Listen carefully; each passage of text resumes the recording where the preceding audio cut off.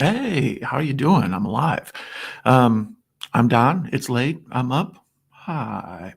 How the heck are you guys? Oh, well, I already see I have a question regarding that.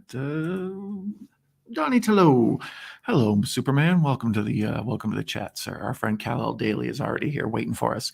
And when I mean waiting, he's going to check out the 12:45 a.m. showing of Robert Rodriguez's action masterclass, Desperado.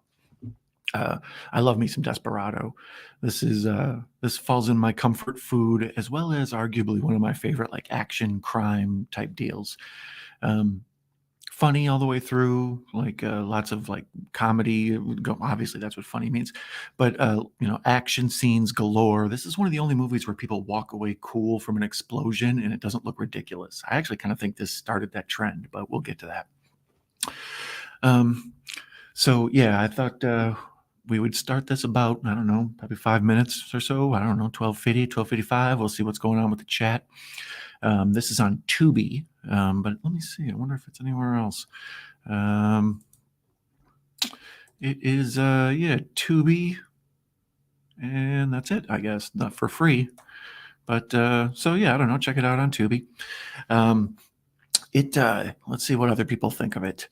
Rotten Tomatoes has it a 79% audience and a 70% critics. So that's pretty damn good for Rotten Tomatoes. They're tough. And IMDb has it as a 7.1 out of 10. I give it an 8 out of 10. It's pretty damn good. Hey, our friend Have Cheetah Will View is here. Welcome, my friend Patrick. I was on Patrick's channel earlier. We were doing a fundraiser event for my friend Hobbs Horror. So if you're the type of person who is inclined to donate to charities or whatnot, our friend Hobbs has, I don't mean to be breaking like HIPAA violations or nothing, but I believe he has a fracture in his spine.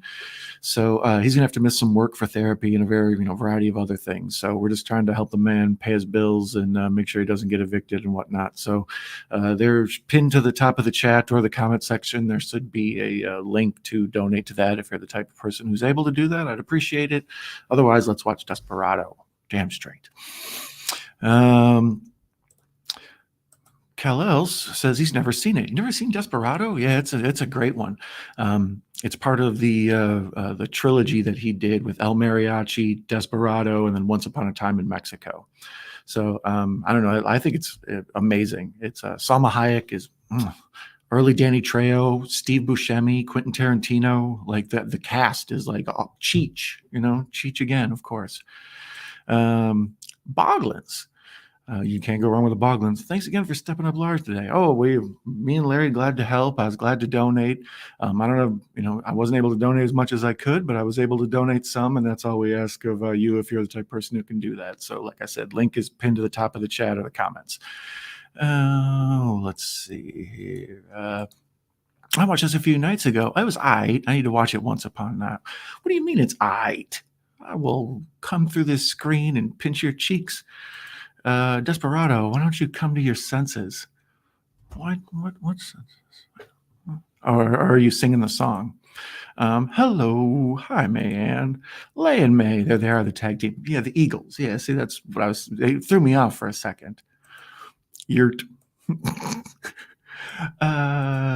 Just give me the guitar case, lol. 3 boys in there, or 2. Jesus Christ, I give you a free kid. There you go, Eric. Scary Pops is here. 2 boys in there. Scary Pops is in his house. So yeah, this is a movie about an El Mariachi, a guitarist, and he's got a guitar case full of guns. And that's kind of the joke. And he's going around getting revenge, and he opens it up. We'll talk about a bunch of this stuff as it goes on. Seen Once Upon a Time, but didn't care for that. But maybe I need to see this one. Yeah, Once Upon a Time is a little too like almost silly at times. I mean, there are the badass parts that are good. El Mariachi is like a very cheaply made one. We'll talk about that during the movie and kind of explain the trilogy a little bit. But yeah, I think you could probably skip El Mariachi, and then after you see Desperado, you might be inclined to dig Once Upon a Time in Mexico better. But yeah, it's basically Robert Rodriguez's version of John Woo meets Sergio Leone. I'm a big Robert Rodriguez mark. I love all his stuff. I watch the hell out of it. So, yeah, this is one of my faves. Mayan says, Don, hi, Mayan. Our friend Mayan is going to be our guest host this Friday on Into House. Our boy Larry, the horror cat dad, is going to be at Texas Frightmare. He's going to see if we can maybe have a little bit of live correspondence from him while he's there. But in the meantime, holding it down with me, our special guest host will be the lovely Mayan, Queen of Horror herself. Hey, all, great choice, Don. Oh, Karen, welcome. Friends, Spirits, and Screams is here. I love this one. This is I love horror, obviously, like all of us do, but I like to cleanse the palate, with a good weird sci-fi or some like big crazy action. And a lot of times action's a tough, like tightrope to walk. It's either too ridiculous where you're just like, oh brother, if I see one more person run away from an explosion, I'm gonna lose my mind. Yet in this, they like coolly and calmly walk away from explosions with their hair all beautiful, looking like glamour shots and stuff. And it's like, yeah, that looks right. I like that. So thank you for joining us, Karen. It's nice to have you here. Let's see here. Kal-El says that P. Rich is here, but I didn't see Hatchet Boys. I don't know. Or maybe he was confused when I added an extra kid to Eric. Lay, Patrick, Karen, Cal, Bones, Nemesis. I saw your video, man. What video? I need to see Mayan's video. Everybody's saying hi to each other. I love that. Soundtrack is a good one too. Oh, for sure. I think a lot of it's Tito Lariva, Tito and Tarantula. Tito Lariva, I learned about him from Robert Rodriguez, right? Like he's in this, and he does stuff in From Dusk Till Dawn, and I think he maybe even has a small part in El Mariachi. I think he also maybe turns up in Once Upon a Time in Mexico. But then he's in Roadhouse. What are you doing in Roadhouse, Tito Lariva? Yeah, he's at the beginning. Keep your eye out for him. It's a weird, like, what's Tito and Tarantula doing here? Actually, it's not even Tito and Tarantula. It's like Tito and whatever his first band's name was. I said it was all right. I didn't say it sucked.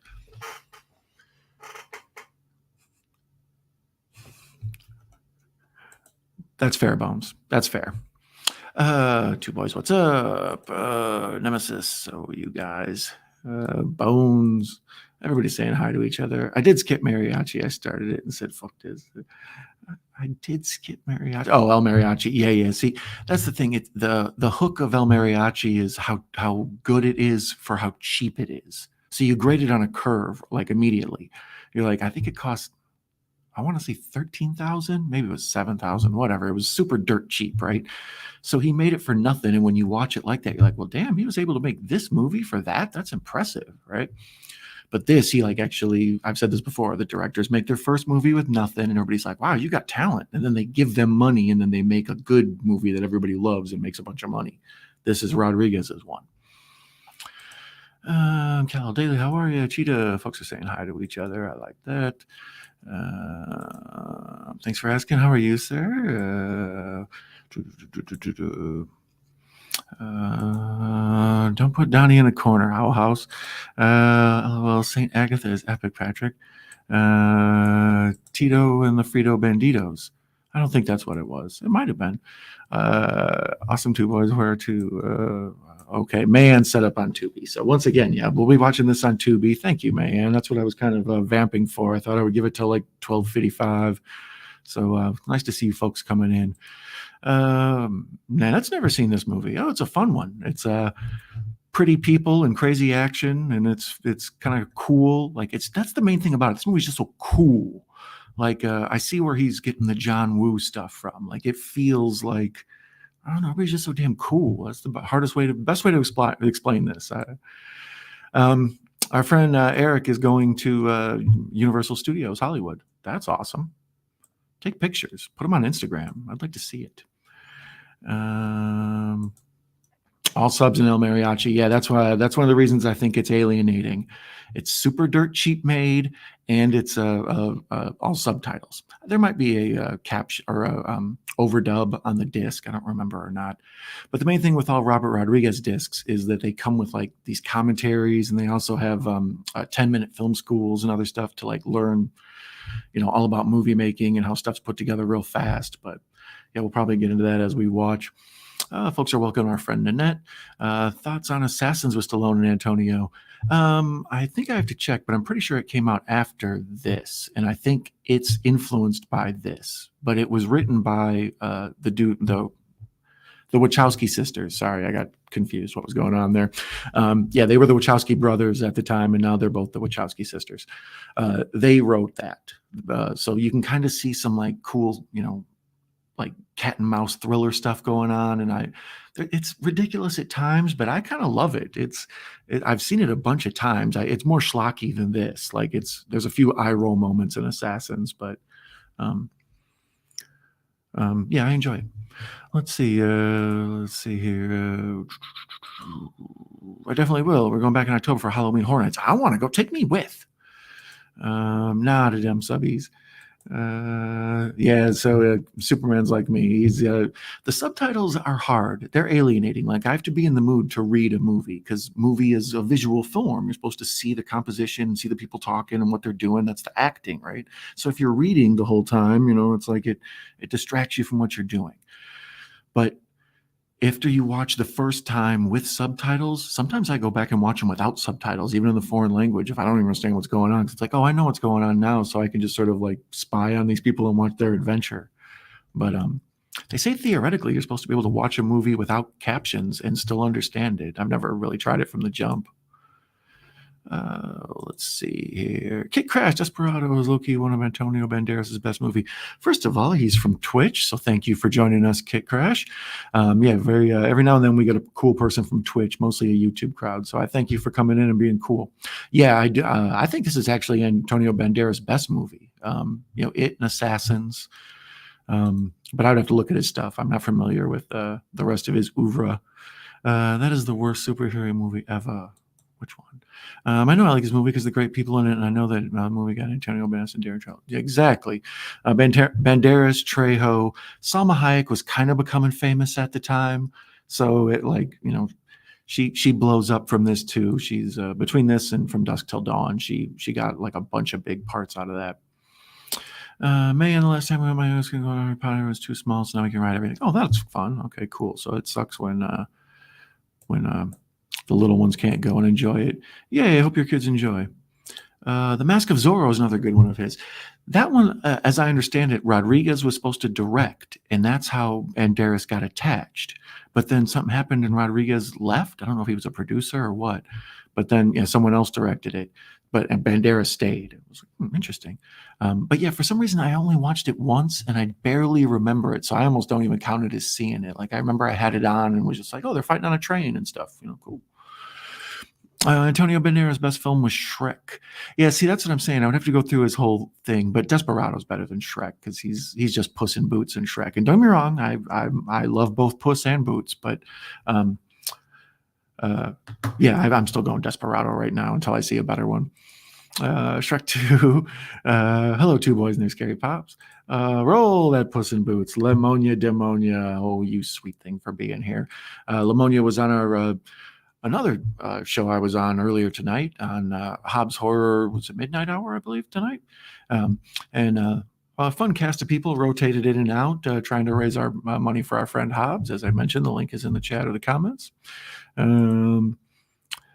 Yes, love Shrek. Lemonia, I think you're already here, but if I didn't say hi to you, I'm saying hi to you again. Don, who bullied you to stream so I can smack them? Oh, I wonder who did. This lady right here. Why do I always go the wrong way every time? This lady right. Puss in Boots rocks. He does. I will give you that. Lemonia, is that something club managers say to the strippers? Yeah. And everybody's laughing.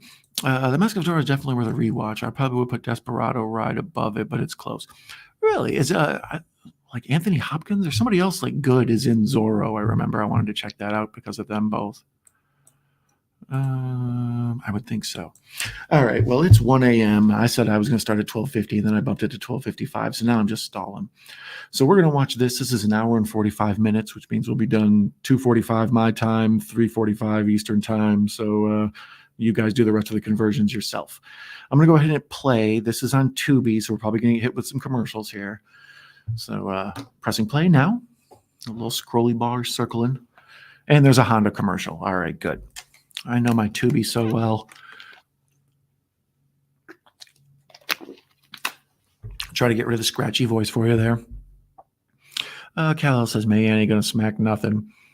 Yeah, Anthony Hopkins passed down the mantles. Okay, yeah, I thought he had a big part in it. I couldn't remember the deal with that.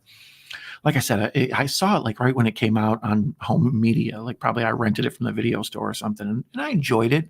But it was one of them things where I, only watched it once while I had it rented, and then I haven't caught up. I think I saw it on cable one time and just stopped and watched some of the scenes, but still never saw Lone Ranger with Johnny Depp either, and that cannibal dude. Which is weird because I like most of these modern like tellings of old school sort of actiony things. Like this is very, I compared it to Sergio Leone before, or Sam Peckinpah a little bit. It's it's cool Western. Like the best thing about this isn't just the action. It's just everything. So like the people move to the music, and when people aren't shooting stuff up or having sex with beautiful women, they're in the middle of like saying funny, cool, interesting things. So, all right, it's finally starting. So they hit me with the short commercial up front. I love the short commercial, but that means I'm going to get the 2-minute or about the 20-minute mark. Let's see here. Kal-El says, don't want to start the Ho train tonight. Oh, no, let's leave the Ho out of it. The scratchy voices in Night's Touch. Lemonia, demonia. Yeah, I'm working on it. Hobbs Horror, the man of the hour, is here. Woo! So the movie starts off right away with one of my favorites, Steve Buscemi. And he comes into this bar and everybody kind of looks at him. And this is sort of a pickup. There's Tito Lariva. We just talked about him a few minutes ago. This guy's everywhere. But he comes in, he kind of tells the legend of the man in the guitar, like with the guitar full of guns. And the whole story, as he's telling it, he's like basically creating a legend that travels around like a boogeyman type guy. And he's like the biggest Mexican I've ever seen in my life, which is hilarious because Antonio Banderas is like 5'3". And the bartender is Cheech. I love me some Cheech. Let's see here. So yeah, our friend Hobbs Horror is here. Yes, Anthony Hopkins is Mask of Zorro. Did you like it, Nanette? Did you dig it? Duh, Hobbs.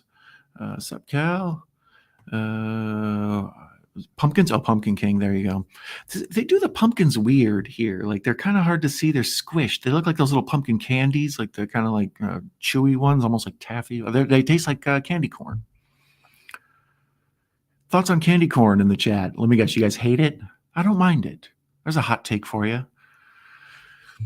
So yeah, here Buscemi's going into it. Like it's like I say, this movie's so cool. They're in this dark bar with Cheech as the bartender. Buscemi comes in, plops down, and just starts going on and explaining the story of like how he ran into this crazy Mexican shootout thing, and he was left alive to tell the tale. Let's see here. The family is here. I haven't got to see The Lone Ranger yet either. I remember it bombing at the movies, but I've been interested in seeing it. Yeah, that's kind of how I was. Like, I enjoy Johnny Depp's work, and that cannibal dude, all the gossip around him, it seems like it'd be fascinating to watch that dude. I'm not really familiar with Armie Hammer that well. I think I remember him from The Social Network, maybe. That's maybe the only thing I remember him besides trying to eat people. My favorite Antonio Banderas movie is Original Sin. I never saw that one. Is that Melanie Griffith? I don't remember who's in that one. Lay, May, to Cheetah. We got the folks. Who wins the Pumpkin King versus the Goblin? So here it's kind of awesome. He's telling the tale of when the El Mariachi comes in, and the shadow seems to always cover his face. No matter where he moves, the shadow just moves with him. And that, they make him like this mythical Batman character. And Cheech is just sitting there like chewing a toothpick, listening to him like, week 13 before the Steelers-Bengals clash. Oh, we're getting into football talk already. I'm so excited for football to eventually get here. Nan Woo. Shout out to Nan. She had Hobbs Shouty stream earlier as well. Oh, that's nice. I appreciate that. The Pumpkin King. Hey, Hobbs. Everybody welcoming Hobbs and Bones, the king of the spooktacular. Don, just wanted to say you rock. We appreciate you. Oh, Eric, you kick ass, buddy. I appreciate you, Scary Pops. Be sure to check out our friend Eric. He's awesome. Your pictures of the Northern Lights were muy fantastico. Like I saw a bunch of them because people just flooded the damn internet with them. And the one I remember specific, it was like he had a good one because it was on the lake, I think, as I recall. I hope that was you.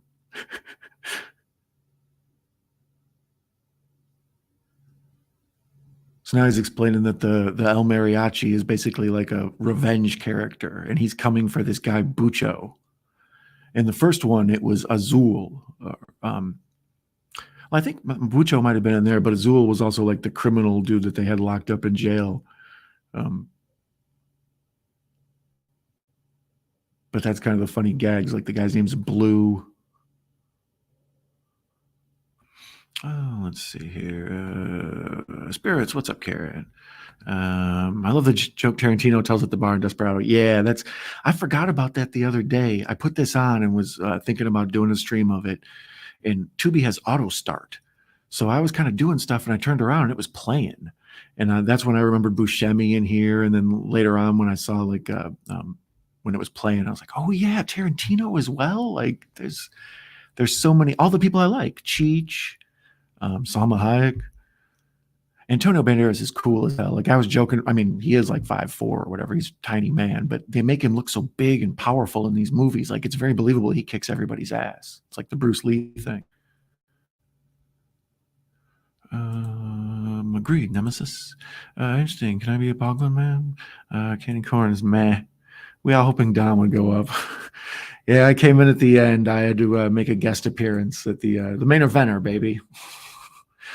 Candy corn is of the devil. See, that's what I mean. Folks have a general dislike of the candy corn. I don't mind it. I don't mind that and those nasty powdery mint chalk things at Valentine's Day that have the little messages on the candy hearts. Yeah, the candies most people hate. For some reason, I'm cool with them. Because it's candy. What am I, a picky bitch? Everyone was tired from dancing for shizzle. She loves the Mask of Zorro. Hello, Kit Crash. Yeah, it's nice to have someone here from Twitch join us. Hey, Big Dom, fam is not complete. Russell is here. Yeah, the fam is now all here. My man Russell. I love candy corn. I buy the autumn mix every year with the corn and the pumpkins. See, Mr. Bones has good taste. They're hard to describe, right? I don't even know. They're like almost like a bland chocolate, but kind of a taffy. Like the consistency is like no other candy. That's why I kind of like them. They're sort of waxy, but they're also chewy.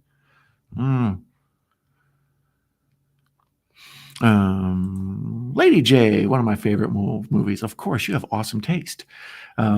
Yeah, like I was saying earlier, this is one of my favorites as well. This came out at a time when I was really loving movies, like in the mid 90s, just mid to late 90s. Just so many of my favorites came out because that's when I was in school a lot. So I would watch movies at night. And this one I remember seeing for the first time, and I kind of was like, wow, this is badass. But it gets copied a lot. So some of the tropes in it get overdone later on. You know, like I was talking about the people running from explosions or like jumping off of buildings and some of the other stuff that they just do ridiculously in movies too much nowadays. Oh, let's see here. Sweet Toast, no corn, shaking my head, the disappointment, and that whole pineapple on pizza thing. Yeah, my taste buds are awful, Cal. I apologize. But hey, what are you gonna do? I like it. Lamonia, do you like candy corn? Lamonia likes me too much to go against me. That's not a fair position to put her in. She's gonna come in and be like, oh hell no. Folks are welcoming Russell. Yeah, I remember Armie Hammer being in the running for Batman, and the whole cannibal thing ruined that, and obviously his career. Yeah, I remember that too. Like they said his name, and I kind of was like the Lone Ranger guy.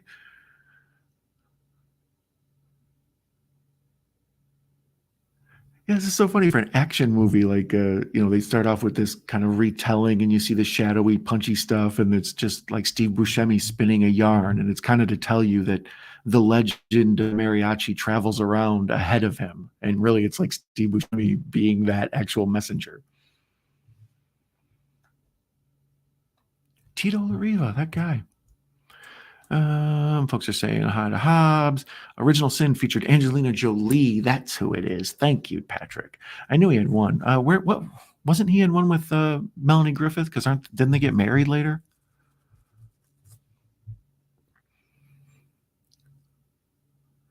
So now the movie, after the scene where Buscemi explains, the legend of the mariachi and how it's coming for the bad guys, the movie starts with like a music video, basically.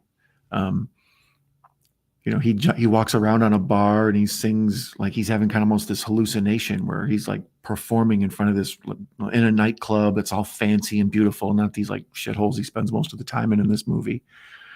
And everything's all lit nice, and it's like almost like a Las Vegas show.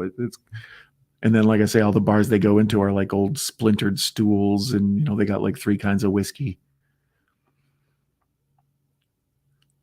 But then his backup bandmates, they show up I believe in the end of this as well. They come as like his backup. And the one dude has the guitar case that's got a machine gun in it. The other guy's got one that's got a bazooka in it, or a rocket launcher. Music by Los Lobos. I remember Los Lobos. I haven't thought about them in forever.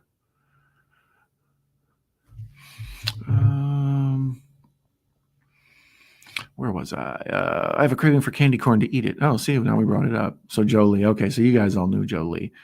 Pat Master wanted me to say hello for him. Hey, Pat. Yeah, Nate's the man. We love us some Nate here. So thank you. Tell him thank you back. I hate to make you our messenger, but yeah, that's awesome. Hey, 2 boys. My amazing nemesis. Oh, there's a link so you can follow 2 Scary Pops. 2 boys and their Scary Pops. Why am I messing your name up tonight, Eric? Folks are saying hello to one another, and then Mayanne singing the pep song. That's our landmark here in town. That's what I figured, but just the way the reflection off it was a really good shot. You made the horizon in the middle, and you had the mountains on the side. It was nice. It was well done. Like I say, I saw 55 pictures of the Northern Lights, even though here there was the damn rain and overcast, so you couldn't see it. You could see it like everywhere else in Wisconsin, but where I was, it was overcast. Stupid. But yeah, I saw a bunch of pictures on the internet. Out of all of them, yours was in particularly one that jumped out at me. So yeah, you can tell this is like a dream-like thing because we see the man from the first one and his henchman, and he's like, everybody stops listening to his music and everything dies down quietly, and old buddy comes walking out clapping, and he realizes that's the guy that shot his girlfriend, I think. Yeah, okay, they show you a quick replay here.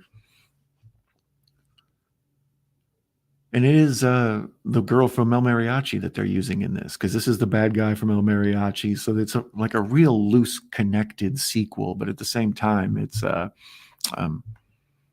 stands alone. You don't need to see El Mariachi to understand this. You can just jump right in. However, Once Upon a Time in Mexico, I think you kind of almost need to appreciate this first. Where was I? That's a landmark in town. Angelina Jolie is the movie saying, okay, guys.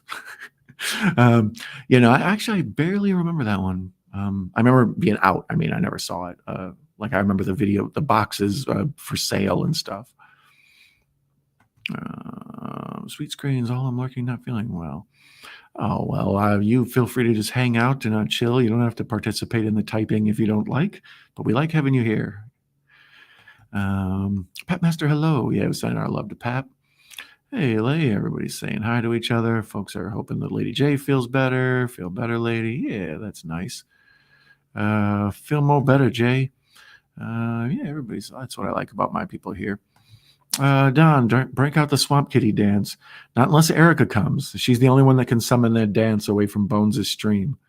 Because Bones will just play the Swamp Kitty song out of nowhere. Just like it's like on wrestling.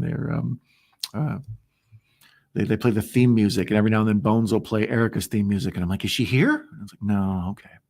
Hello to all watching on YouTube. Well, back to you, Kate Crash. Like I said, I simulcast these on Twitch. So if you have Twitch and you're a person that watches it, feel free to subscribe to me there or say hi or whatever it is you want to do. But yeah, most of my interaction is from the folks on YouTube here. So it's always cool when somebody fun from Twitch pops up. We thank you. Hey, Nan, it's okay. Praise for your health, everyone.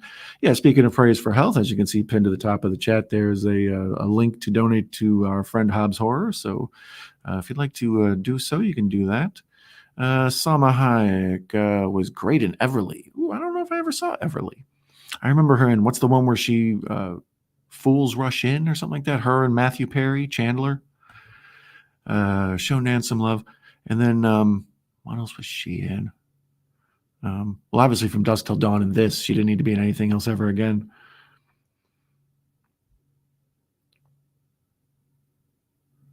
So Buscemi's now come back to the room and woken up.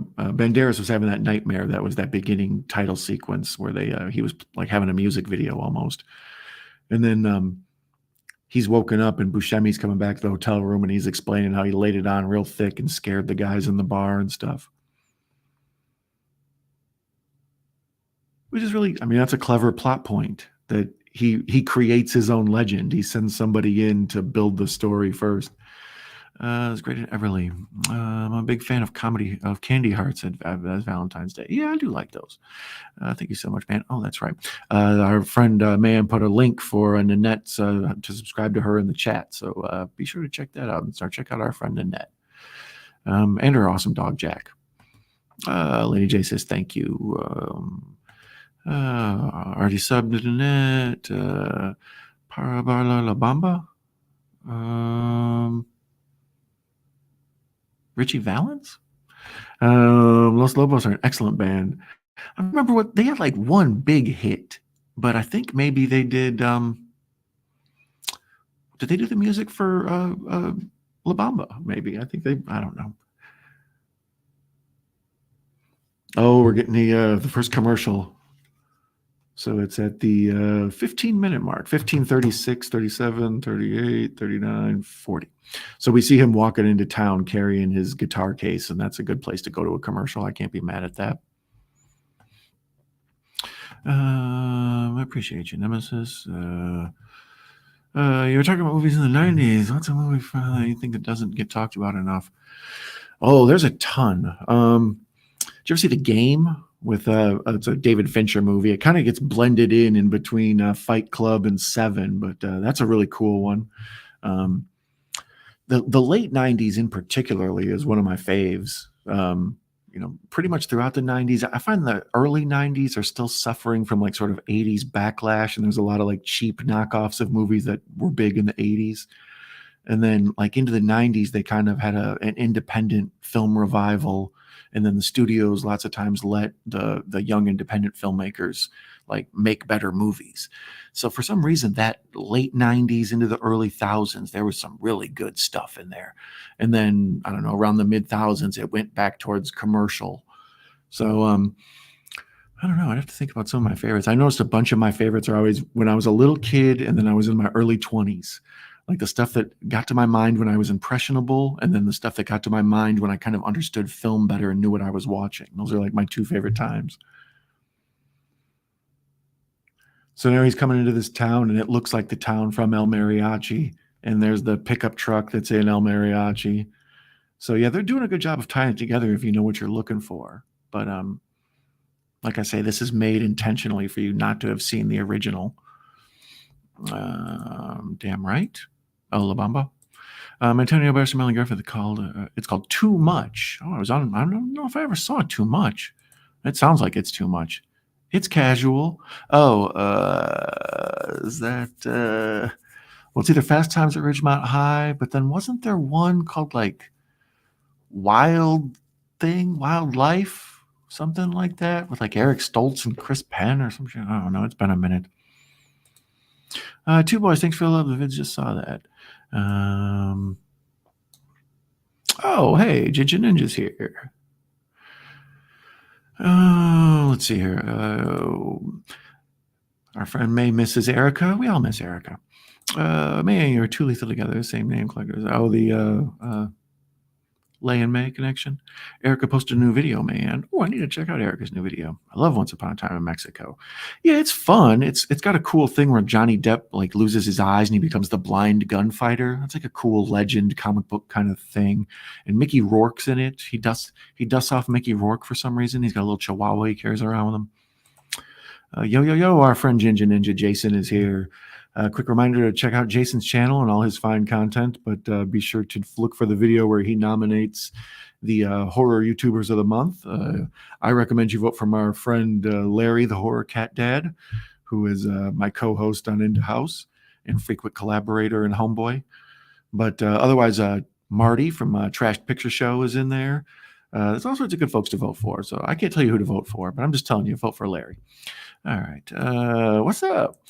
Good night. I gotta go. All right, Lady J, you have a good night. I appreciate you coming. I hope you feel better. Good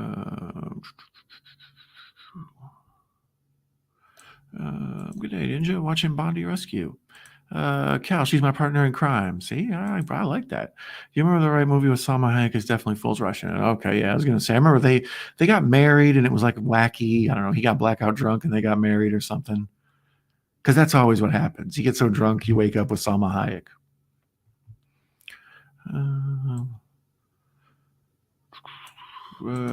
Man, you're a crime ring all by yourself. Well, I don't know about all that. Los Lobos did La Bamba, but released several great albums, including Kiko. What was Los Lobos? I know they had a couple big hits that were like, if I could think of them. The problem is my brain is confusing them with Los Lonely Boys.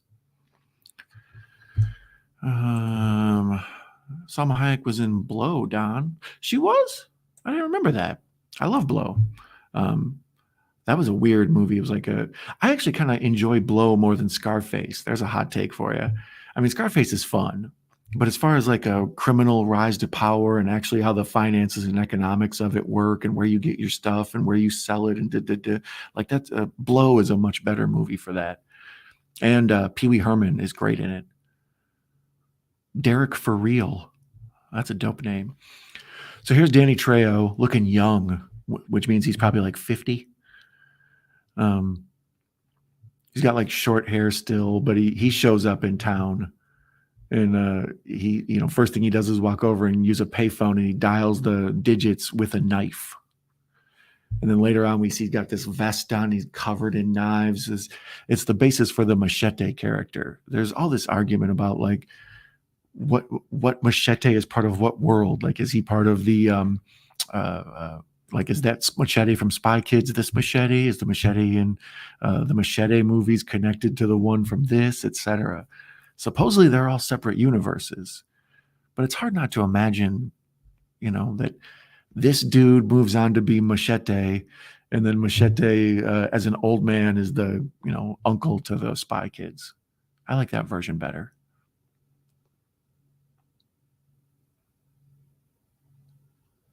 So Tito's got a big role in this. I forgot he was in this and all, and he's like one of the main dudes. Oh, I love this. This is awesome.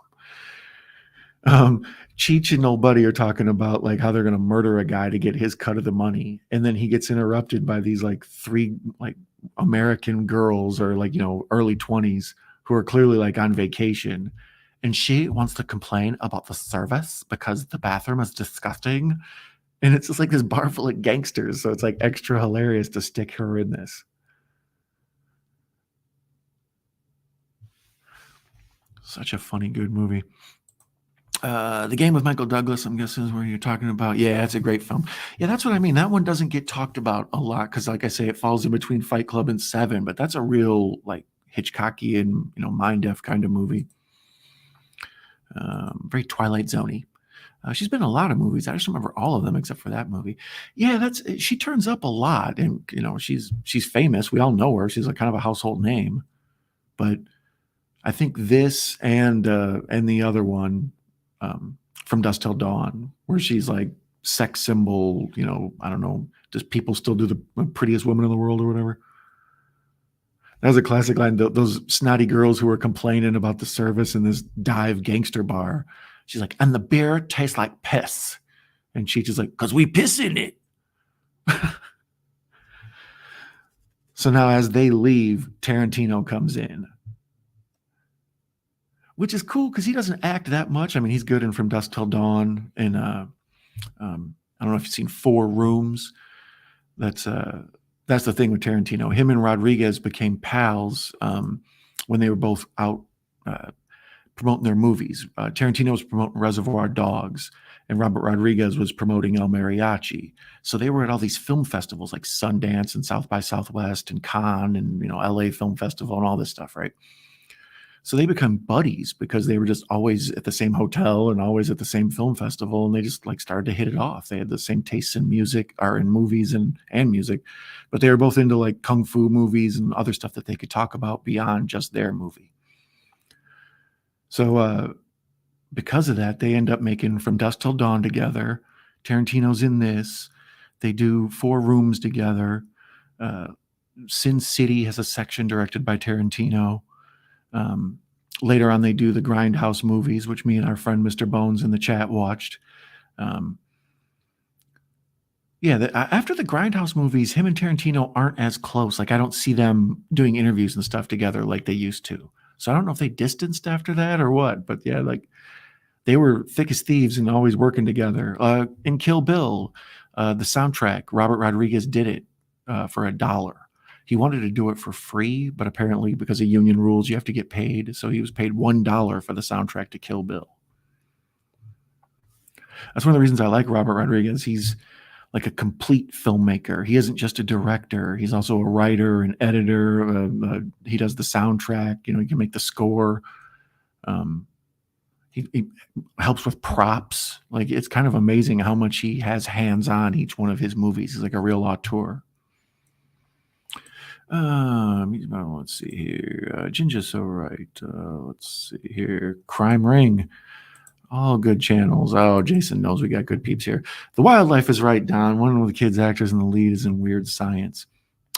The Wyatt one or whatever? Or the other guy? Oh, okay. I know you're talking about the one of the bad guys, Robert Downey Jr.'s buddy, maybe, I think. But yeah, I forgot about The Wildlife. That was one. The kid who was in The Wildlife is also in Near Dark, and I watched that the other day, and I was like, what else have I seen this dude in? It's like a dude who looked eternally young. So he was like in River's Edge and a bunch of movies.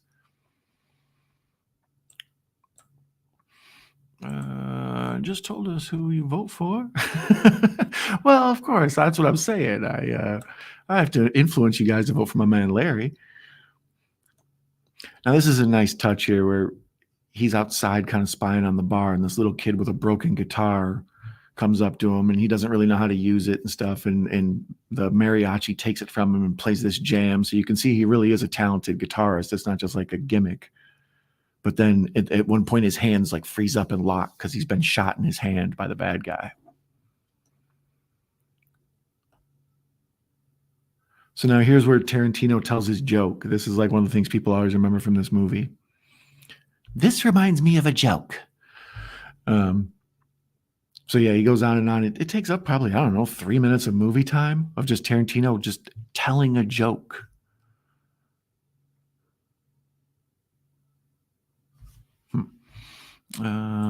Everyone has long hair in this movie. Yeah, there's a bunch of like flowing locks in this. Antonio Banderas made this damn hair. Like, everybody thought when they grew their hair out, it was going to look like his. It was like, it won't. Why does that never happen when I get drunk? Right? Oh, I got so drunk I married Salma Hayek. What am I going to do? Mickey Rourke was mentioned, a guilty pleasure of mine with him in the Van Damme movie called Double Team. Yeah, I love me some Double Team. That is a good guilty pleasure movie. A lot of them Van Dammes are, they're funny to watch because it's like, on one hand, they're like, to watch him and all he can do is very impressive. Like, he is an athletic specimen or whatever. He's amazing to watch, like his stunts and stuff. But then the actual movies themselves, it's just like the framework are so dumb and a lot of the plots are redundant and foolish. But Double Team is fun. I think my favorite Mickey Rourke, probably Angel Heart. I don't know. That would have to go through his oeuvre too. Let's see here. You Love Blow. I know, as soon as I said it, that's what I thought of. It's like, oh no, I'm walking into a trap with that one. Penelope Cruz was in Blow. Okay, that's what I was going to say. Did you say over Scarface? Don, I'm coming to get you for this slander. Well, that's the thing. Scarface is like iconic, but I've seen it so much and it's so damn long. Like every time I watch Scarface, I'm just like, this needs to be like 20 minutes shorter. But it's, say hello to my little friend. Like everybody knows that. That's why it's like movie, like, Mount Rushmore, like, a Hall of Fame type thing. Here's a list. We saw my guys in Grown Ups, Frida, Magic Mike's Last Dance, Grown Ups 2, Hitman's Wife, Bodyguards, The Eternal, The Hitman's Bodyguard, Banditas, House of Gucci. Blow? What did they blow? Oh, man, got her mind in the gutter. Rainbow colored Peony Pop. Yeah, for those of you wondering what that reference means, that's earlier tonight when we were on Hobbs' channel for the fundraiser. Our friend Jennifer Tochi was filleting a rainbow-colored lollipop. So if that's the type of thing you're into, feel free to check that out. Honest question. Oh, LOL. I'll let Don explain. Thank you. I appreciate that, Cal. Penny what? Penny Alta. After the Sunset, How to Be a Latin Lover, Wild Wild West. Wild Wild West, I remember her. Dogma, I remember her in too. She's the muse. She's a stripper, but she's like a person who inspires people to be better. I forget what her damn name was. It's on the tip of my tongue. Let's see here. LOL. Yeah. What, Lamonia? You said that too? No diente no penny, please. Oh, you guys in your Spanish. We're the CIT, so piteous. The boy kids are brats. The food is hideous. We're going to smoke, drink, fool around. We're Nookie Bound. We're the North Star CITs. We're the North Star CITs. I don't know that one. Hi, Poppy Penny. You guys. I'll tell you what they blow, but I don't think YouTube will let me, man. Oh, everybody getting dirty. It's going from the hoe train to the blow train. Like John Carpenter, he does it all. Yeah, that's often what I compare him to. It feels like Carpenter was a big influence on him. This is the funny scene where he takes him. He's like, follow me. Tarantino's supposed to meet like some criminals in the back room or whatever. And he's like, I'm here to meet so-and-so. And he's like, follow me. So they go into the bathroom. And he opens up the stall. And there is just like diarrhea sprayed all over the walls, all over the toilet, like everywhere, but in the toilet. Like it's just disgusting. But there's like a hidden wall behind the toilet that like takes them into a counting room or whatever. So sometimes when I go in a terrible, nasty, like public bathroom at a gas station or something, you're like, ooh, what happened in here? I always think, well, maybe there's somebody running an illegal crime ring out of the back room of this place. So I'm at the commercial again. I forgot to see what the timestamp was when I got hit with it. Maldente, speaking of cooking, anyone else like watching cooking shows? Thank you for helping change the topic, Mr. Bone, or Hobbs. I'm sorry. See, you guys in those black avatars, that's part of the problem. I'm always, the fact that you're a tag team and that every time I glance, I'm just looking at the avatar. See, like Lamonia, I see the red face, I see the yellow eyes with the fire in them. You know what I mean? It's Mayanne's a prom queen. Look at her. I'll pinch your little cheek. Song from the Ontario-made film Meatballs. Oh yeah, I'm familiar with Meatballs, the Bill Murray movie. I was talking about it with somebody the other day. I'm in between on Meatballs. I enjoy it because I like young Bill Murray, but he's I don't know. I don't know if it's top 5 Murray, which is weird because most people associate him with Meatballs. Oh, that's right. They're discussing penis and the thing. Hobbs, are they making pumpkin pie? Well, he is the Pumpkin King. He'll know. I love cooking shows. It's late. We're up. Pinot Grigio, man.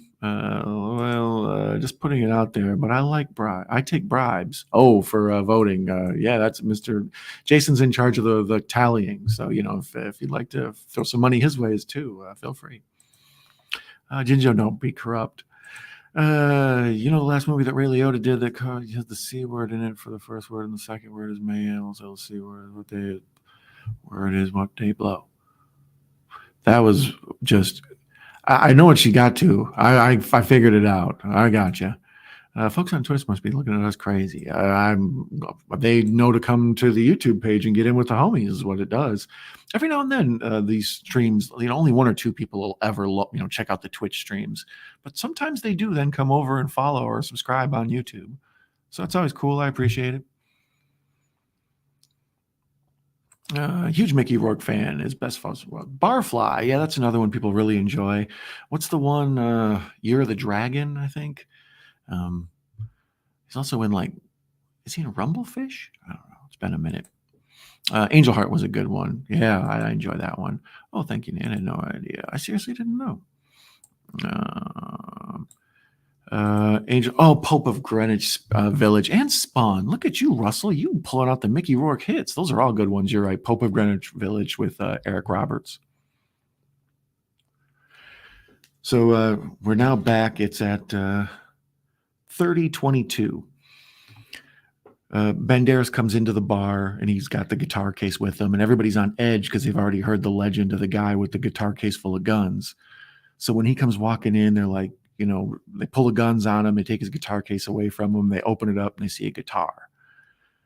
So they're like, oh, it's cool, never mind. He's not the guy we're looking for. There's an actual guitar in there. So then they're kind of just like talking and making like everything's going back to cool. And the little latch gives loose and the guitar top opens up and you see it's full of all these guns and everything. And one of the guns is the junk gun, the crotch piece with the two barrels underneath it from Dusk Till Dawn. No reason not to reuse that prop. It's a great one. Oh, let's see here. Blow is a great movie starring Johnny Depp. It's based on a true story. Yeah, I enjoyed Blow a lot. And I'm not going to walk into that twice, Cal. Damn you. You know movies like this so you can point you and say, that's a bad movie, Cal Montana.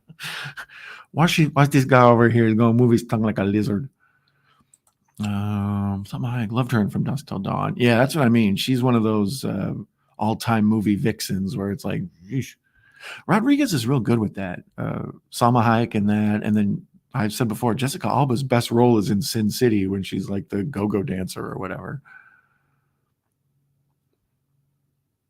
I don't know, it's Scarface though. From Dusk Till Dawn is probably my favorite Salma Hayek movie. She's pretty awesome in that because she's sexy and then she turns into the evil vampire. So it's like a nice double, It's like she plays both roles. She's scary and gross and like seductive. I don't know, it's fun. To all my friends, Meatballs, Nano, yes, and a top 5 Vamplic. I don't know. I mean, I consider it probably one of my top 5 favorite vampires, but I would really have to go through and look at them. Vampires is a genre. There's way more than I ever knew there was. Like, once you start looking for vampire movies, you'll find them. There's hundreds. I always think of the classics, like, well, there's Dracula, there's Francis Ford Coppola's Dracula, and there's the Hammer films. It's like, no, there's Subspecies and Twilight, and there's a million of them. Sorry, I'm captivated by this scene.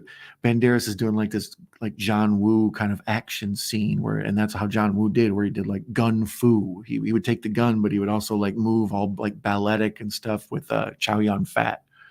So even now, when he's shooting the guns, he's like throwing the bullets almost at it. It's like, I don't know, just extra cool and stylized. Once again, that's my favorite part about this movie. The action it's adequate. It's as good as any action crime drama movie, but just everything's done so cool. And it doesn't feel like cheesy. Like a lot of times, like Fast and Furious or whatever will have an amazing stunt, but it almost feels ridiculous and cheesy. Like this feels kind of real. Especially he does a lot of quick cut camera work, which is like I say, like old kung fu movies. You cut to the hands and the chest and all this, right? But it works as his aesthetic because he can make a lot of mistakes if he's just using snippets of all the stuff he videoed or he recorded or filmed. So when he cuts stuff together later and it looks like this, fast-paced action, blah, blah, blah, blah, that's like what they did in The Bourne Identity. And then after that, like it was just on. Every damn movie has to have these quick cut, bop, bop, bop, bop, bop. There's no like long played out one-shot action scenes. Kill Bill was pretty good for the stuff at the, what is it, House of Blue Leaves or whatever. That's got some like long distance, straight up, like without the quick cuts to cheat it. So Banderas has beat this whole bar up. He's either shot every one of them or knocked them out. And he's got Cheech at gunpoint. And he's getting to the bottom of where Bucho is. Oh, let's see here. Meatballs is Bill Murray's best film. Oh, you Patrick, how dare you? I would say probably Groundhog Day is maybe his best. I'm a big fan of Lost in Translation. I would also say Ghostbusters, Stripes, Caddyshack. I don't know. I'm sure there's some others I'm missing. That's the thing with Bill Murray. His collection of movies he's been in is pretty good. The Razor's Edge, not so much very good, but Scrooged is awesome. It's definitely up there for me too, but I would go number 10 for vampire movies. Let us know your favorite vampire movie in the chat or the comments. Desperado. When did I have the camp? I was a kid. You went to the Meatballs camp? For some reason, well, I know why. When cable first got popular, when we got it, like as a little kid, and I would just watch cable all the time because you went from having like no channels, like 4 with rabbit ears or whatever, and now you got like 30. So for some reason, Meatballs 3 was always on cable. So I've seen Meatballs 3 probably more than I've seen regular Meatballs.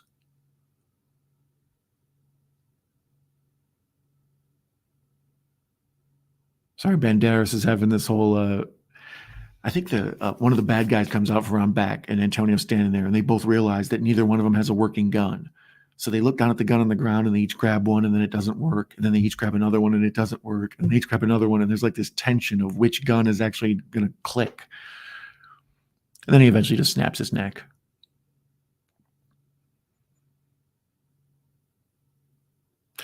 Banderas he's a good action star. Like he especially emotes well. Like after he fights with people, he looks like he's like amped up and full of adrenaline, and he makes a lot of like facial tics and stuff. I don't know. He feels believable. He's like kind of he's like got a John McClane quality to him. You know, he feels like he's actually in an action movie, not just this big muscle bound guy like who's able to accomplish anything. Oh, where was I? Man's laughing. Because she's also a gator queen. Nana's going to go back to bed. She's going to get something cold to eat. Right on. Mickey Rourke, Iron Man 2, enough said. Ooh, yeah, you rascal, you. Actually, I don't mind him in that. That's one a lot of people hate him for. I'm just like, Iron Man 2 was a mess in a lot of ways, but it's not that bad. It's adequate. It's just one of my least favorite Marvel movies. Compared to the Marvel movies of like the 90s or like, you know, Dolph Lundgren's Punisher and stuff, Iron Man 2 is not bad, but compared to the other, you know, whatever, 35 movies in the first 4 phases or whatever it is, you know, all of those films, it's way at the backpack there. Tito Lariva. Shout out to him. Near Dark is not a vampire film, but a horror western. It is a vampire film, you contrarian rascal. Ginger, that's the worst Iron Man. I know he's messing with him. That's okay, Russ. Ginger and Iron Man 2, they underused him as he could have delivered so much more. See, look at folks coming out of the woodwork to defend Iron Man 2. You enjoy what, Don? You guys keep tricking me into this blow thing, and I'm not going to go for it. So here's Salma Hayek's glamour shot. Like he's coming out of this big gun battle he's in. He's all like covered in dirt and sweaty and tired. And then he looks up and he sees like this smoking hot woman with like perfect lighting. And she's got like everything's all beautiful. Her outfit's nice and her hair's perfect and stuff. Oh, let's see here. I don't know. I think the third is the worst. Not saying that 2 is great though. A lot of people told me I would love the third one, and it was all right. It's a Shane Black, right?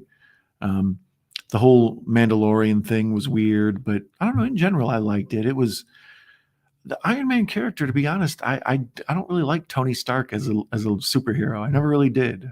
You know, David Banner and Peter Parker and Bruce Wayne. You know, those were all people I could relate to. But Iron Man just always felt like a dick. I don't know. He's not my dude. Tarantino got his brains blown out, right? Yeah, that's kind of the fun cameos of this movie. It's like, well, now it's a little bit of a Steve Buscemi movie, and he's the star. Okay, now it's a Quentin Tarantino movie, and he's the star. Wow. I'm back. The Iron Man 2 debate is raging in the comments.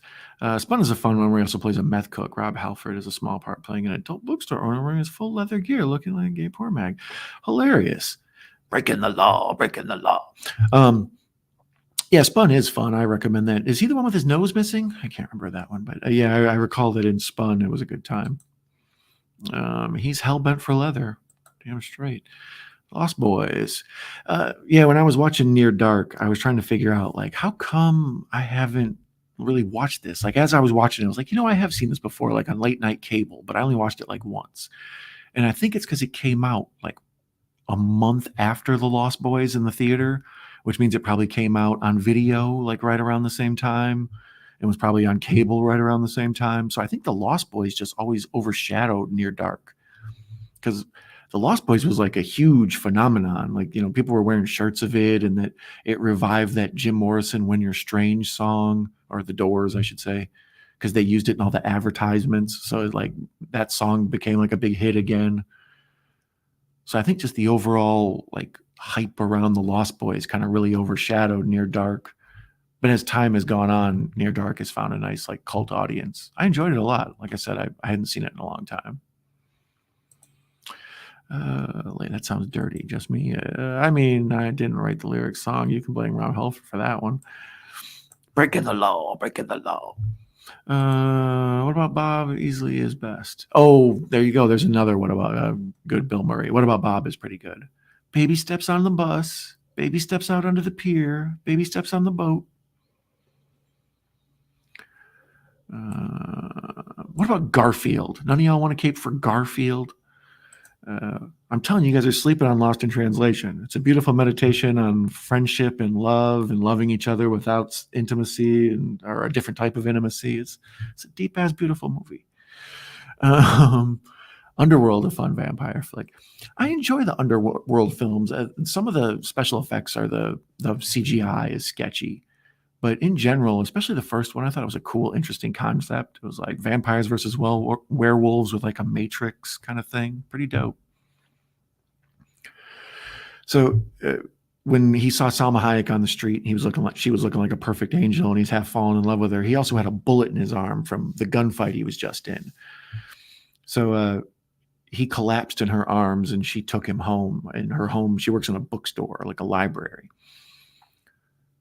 And of course, he finds out she's like, this sweetheart who donates money to people, and she's like the only local, like, intelligent person. It's the saint wife rule me and Macabro talk about sometimes. Like, these movies have to have the woman character be like perfect on every front, because if something bad happens to her, we're extra worried. And a lot of times when they're so sweet and nice, it's like, uh-oh, she's a goner. Let's see here. Your reflection in the mirror looks like someone is watching you. Over here. Mm-hmm. Or this guy too. This one looks creepy as hell. Mm-hmm. Let's see here. How many times have you seen Meatballs, Don? God damn it, you guys. Get your minds out of the gutter. I take showers. Ginger, I love the Underworld sequels. Cal, nice. Last night was our 50th time. That's a lot of meatballs. That's the spicy meatball. Kate Beckinsale. That's all done on that one. You guys, I worry about y'all. First, it's the Hoe Train, and then I don't know. Lost Boys, Interview with a Vampire, Bram Stoker's Dracula, Blood Rain, Fright Night, 30 Days of Night, Blade, Salem's Lot, Underworld, and then 10 Near Dark. Blade 2, yeah, I guess. Blade 2 is pretty damn good. Lost Boys is your fave, huh? That's interesting. I mean, I like the Lost Boys. I've seen it a million times. I don't know what my fave would be. Maybe Dusk Till Dawn. I don't know. Lost Boys, Interview with the Vampire, Bram Stoker's Dracula. The Francis Ford Coppola's Dracula is pretty damn amazing. That was one when it first came out. It kind of, people weren't feeling it, and then like later on, it found an audience for sure, especially with like the surging vampire interest and all that. Yeah, Underworld made your top 10, huh? Salem's Lot. Salem's Lot's pretty damn good. I like the whole Nosferatu thing. 10 from Dusk Till Dawn. Okay. Some good ones, Nanette. Which Fright Night? Nanette's Blood Rose Horror. Then I love me some Fright Night. It's been a minute since I've seen 2 though. Ginger, I've been watching old Steve Irwin videos on YouTube. Deadly Animals. Oh yeah. Poor Ginger, because he's Australian, he has to always have to answer for all Aussies everywhere. Man says, nice ranking, man. Yeah, I appreciate you going to that trouble. The original one, I haven't seen the remake. The remake is good. The Fright Night remake. I haven't seen the Fright Night. Actually, I put it on one time and I fell asleep. So I've seen parts of it. The Colin Farrell one. I have all the Blade DVDs. The first Blade was really good. I thought that would suck. I thought it was just like a Spawn type movie. Spawn isn't that bad either.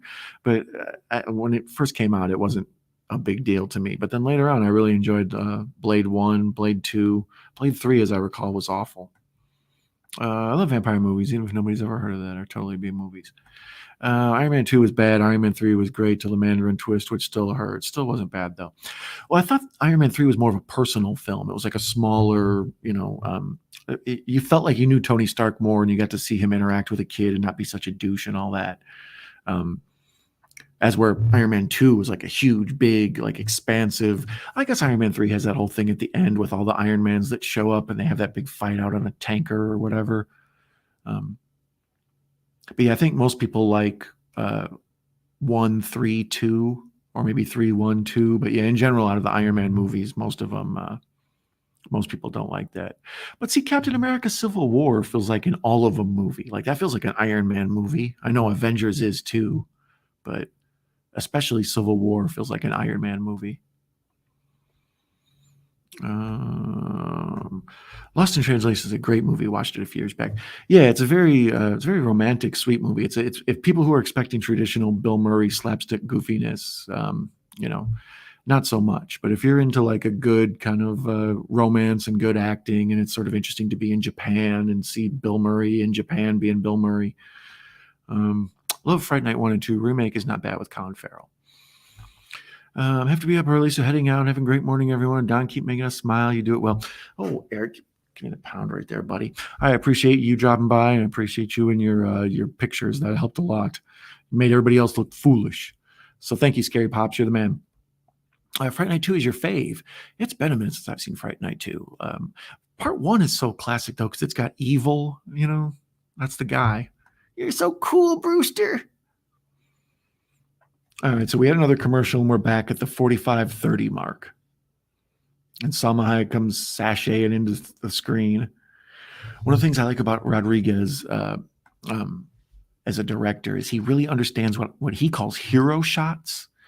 So, like, the first time we see a character in general, it's good to, like, keep their face hidden so it builds up anticipation to see their face.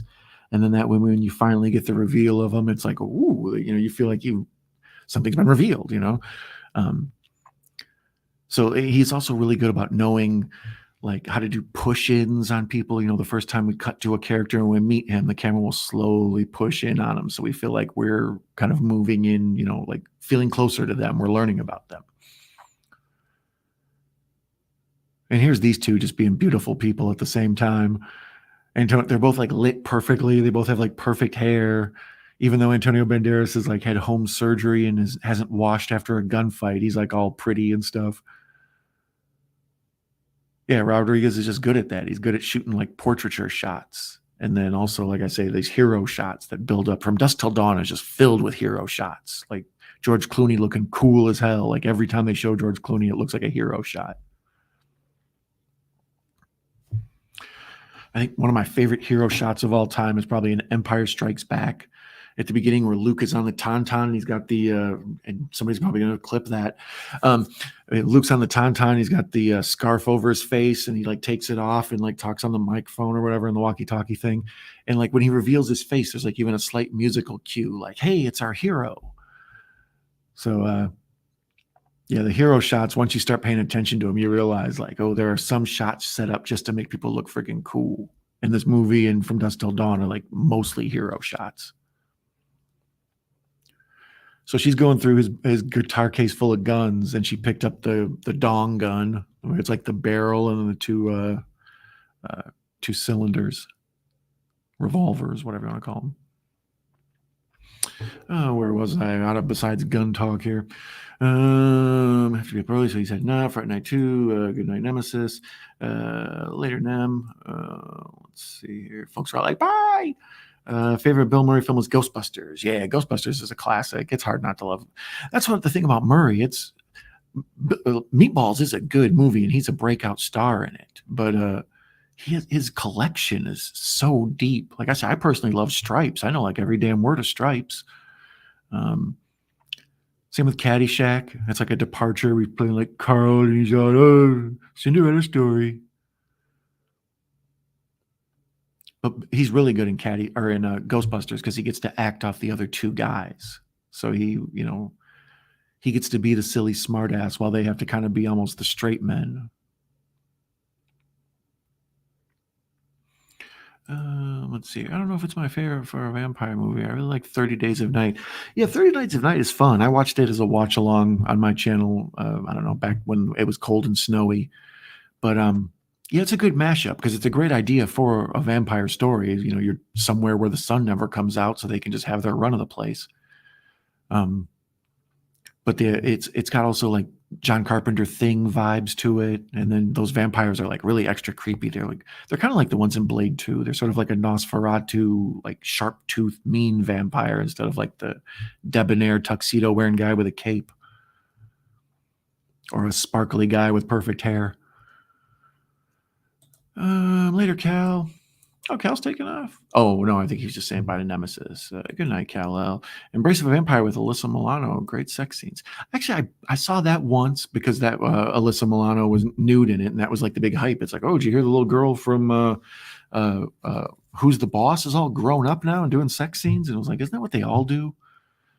Like, because Jesse Spano, I think, had already done Showgirls, or she did it like right afterwards. But Drew Barrymore had done Poison Ivy, and it was like this whole thing where like these like child kid actors later got to an age of being consent, and next thing you know, they're just naked. Like, all right, didn't ask for that, but what's up? Let's see here. Never seen Fright Night 2. Blade 2 is in my top 3. I saw Blade 2 in the theater, but I was on a date, so I didn't pay attention to it. And then I watched it on cable a couple times, and it's got some cool ass scenes. Del Toro, you know what I mean? Del Toro. That's all you gotta say. Fright Night 2 on YouTube. Russell always knows the good stuff on YouTube.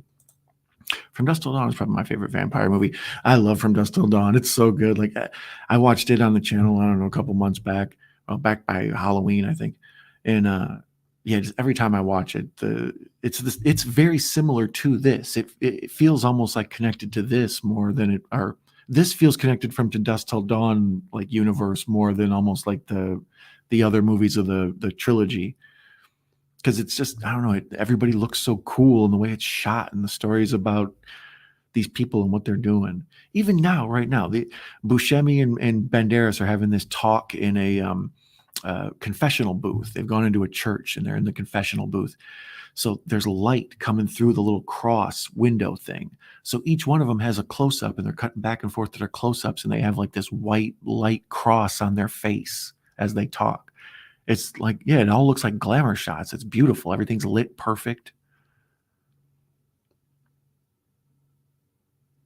Buscemi was at like the height of his fame right here. After Reservoir Dogs, he was like in all the independent movies. But he's also in Armageddon around this time too, like shortly after this. So yeah, I wonder how much money he made in the 90s. I bet he made a ton.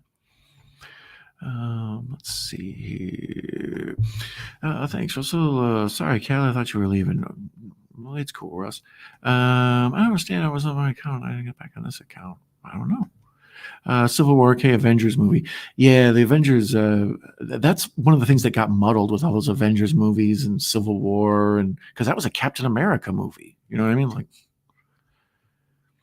that was kind of, I think that's where some of the Snyderverse got off track, is when they had a Superman movie and then they were like, the next one they had Batman versus Superman is together. It's like they should have had a Batman having his own movie first. Like that would have, I don't know.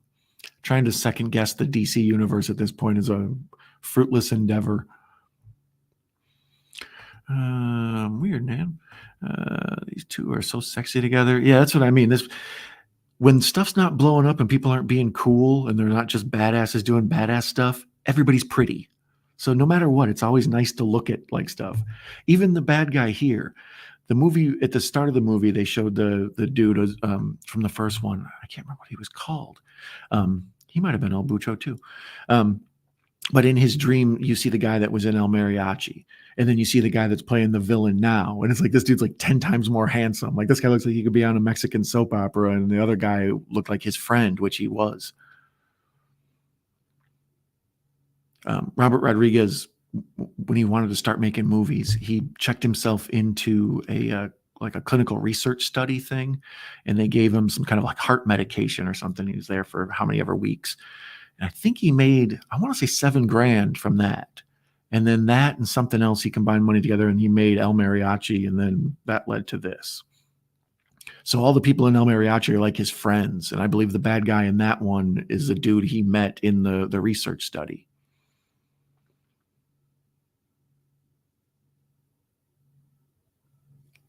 This scene rings so true, pardon the pun. Dude has a cordless phone and he needs somebody to call him. And he's like, what's my phone number? And nobody knows. Then he goes over and he shakes his phone and shoots a machine gun and asks everybody out there, what's my phone number? And nobody knows. So it's like nowadays, because nobody remembers any phone numbers, it seems extra kind of intuitive. It predicted the future. Sorry, I'm distracted. Buscemi and Banderas are in the street arguing, and we see Danny Trejo walking up looking like a damn pit bull. He's like grinding his teeth, and his mustache is hanging down. He's got like the big tattoo and a leather vest full of knives. He looks so badass. This is, like I say, we go back to being badasses. Trejo's cool as hell in this. He's throwing knives, and each one has like a little cross on the end of them, like literally foreshadowing. Get it? We saw shadows just the scene before of the crosses on each one of them. Yeah, literal foreshadowing. So he's got these knives, and Banderas has been hit by 3 of them. So there's just like knives sticking out of him as he's crawling away, and like it just looks so extra brutal. Like it feels like I said, when John McClane got the glass in his feet. You rarely feel an action hero's pain, but here you do. It's like, ooh, that would hurt. And here's the iconic scene that's in all the trailers. This bulletproof limo pulls up and opens fire on Danny Trejo and the mariachi. And Danny Trejo runs up on the roof of the car and starts throwing knives into the sunroof and like just taking out assassins. They use that overhead, like the camera pointing up at Danny Trejo shot like in all the trailers and stuff.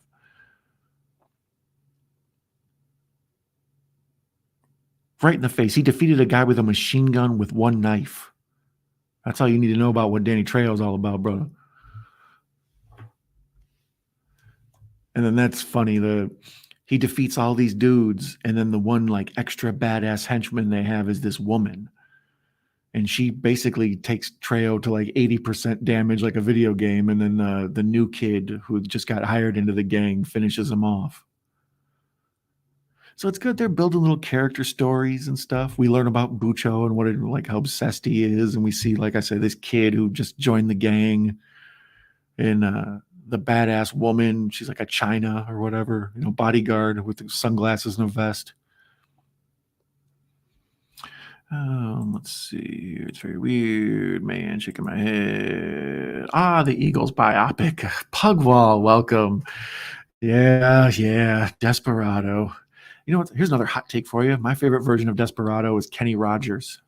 I don't like the Eagles, man. As the dude said, I hate the fucking Eagles. So here they've brought Danny Trejo's body back to El Bucho, and he's talking to his like counterpart criminal guy, and he's telling him that what's the hit? He's like, I'm sending a hitman to come take care of the mariachi. And he's like, well, what's the hitman look like? And he's like, he's covered in knives. He's got a big tattoo on his chest. Everybody's like, oh, it's true. Matt Pugwall is here. Welcome, Pugwall, my friend. Those of you not familiar with my friend Matt, be sure to check out Pugwall 316. Always funny, always brilliant.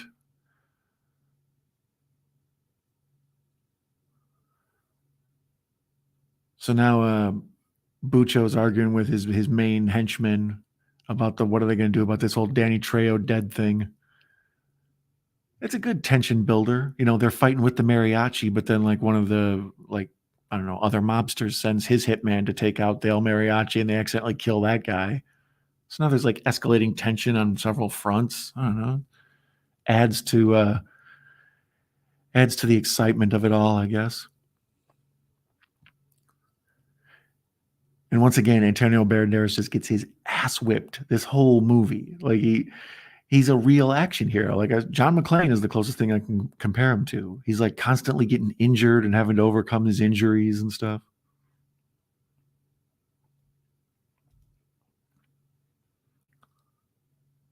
So he meets back up with the little boy we saw before, the one he was playing guitar with, Chekhov's little guitarist, El Niño de Mariachi. Where are we? Let's see here. Oh, Gareth is here. Man says, oh, dang. Hi, Matt. And then it says she also likes Armageddon. Our friend Gareth is here. Welcome, Video Tasties. Nice to see you, sir. It's always fun to have Gareth here. Man says this movie's great. Yeah, like I say, I really enjoy it. It just like right now, this scene where Antonio Banderas has been, had these knives thrown into him, and he's walking with the little kid to go get help, and he's dragging his cut shoulder against the wall, so it's even like a blood trail, and it looks kind of like, I don't know, it looks like art. A lot of this movie just looks like art. It's well shot. All the people are cool. It's like part music video, part action drama type thing.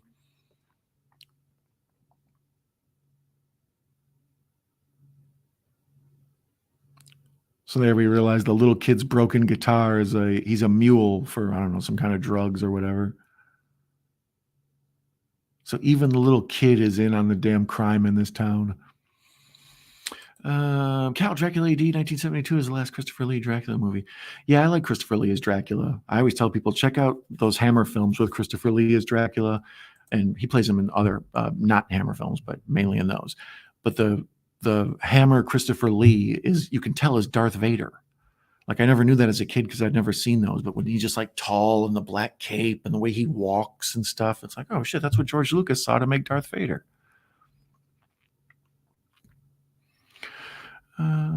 Let's see. Oh, there's Pugwall's channel. Thank you. That's so nice. Hobbs Horror says, welcome, Gareth. And while Hobbs is on the screen, I will encourage you once again to check out the link at the top of the chat or at the top of the comments and donate to our buddy Hobbs. This is a Hobbs appreciation stream. It'll never be over, baby. Never. He's a son of a plumber. Hi, Hobbs. Matt is my brother from another mother and a different accent. He's my brother from another mother with a different accent. We're all Matt's brothers. Pugwall, hello. Hi, Nanette. Yes, our friend Matt also donated to the cause with Hobbs today. I saw his name right ahead of mine on my donation. So shout out to Matt. Always a good person. Always reliably awesome. Oh, bless you, Queen. Did she sneeze? Sorry. Starting in the middle of a trilogy. Exactly. I don't know. I would tell people you only need to see this one. Like if you really enjoyed this, you could go back and watch Mariachi and Once Upon a Time in Mexico. But I would say this, then Once Upon a Time in Mexico, then El Mariachi. And I would actually recommend this, From Dusk Till Dawn, Once Upon a Time in Mexico, El Mariachi. The Robert Rodriguez segment of Four Rooms is actually really enjoyable too. That's a slept-on classic. Because that movie is sort of absurd. It's, four different stories, and then this bellboy connects them all. And then each room he goes to is like a different story. So one room is a Robert Rodriguez story, and another room is a Quentin Tarantino story. And then one is Alexander Payne. Is that his name? And then the third one, I'm drawing a blank on her name. Penelope Spears. I can't remember. One has Madonna in it. I don't know. They're all kind of interesting and weird in their own way. But I really enjoyed the Rodriguez story about like the little kids in the hotel room alone and getting into mischief and stuff. It's kind of like a funny break from the story. And then the final one at the Tarantino section, that's a replay of an old Alfred Hitchcock Presents about I think it's Steve McQueen and Peter Lorre, where they're like threatening to chop off their finger. Great scene. Yes, Man's seeing it. She's feeling it. Yeah, I'm watching this with the sound off, obviously, and every time I just look up, everything's just lit so pretty. Even this, her dress is like a peach color, and the walls are sort of like a aqua blue, green, kind of light, and those two colors are very gentle on the human eye. Like I don't know, Rodriguez is kind of a master on a lot of these levels, but he's also good about being schlocky. Like he shoots fast, fast, fast. So sometimes he just accepts mistakes will happen, and he's fine with it. Russell's my younger brother. Oh yeah, she's 98. Gareth, you know how unconventional Don is, right? Never can tell what I'm going to do. Might just, I lost my spork. Oh, sorry. Might just hit a spork on the screen, right? Never can tell. Just spork right there. Let's see here. Born British, but German raised. Grew up with Universal Monster and Hammer films. Yeah, I remember seeing them kind of half-assedly, but even as a kid, I sort of liked the black and white Universal Monsters more than the Hammer films. I felt like the Hammer films were like cheap knockoffs.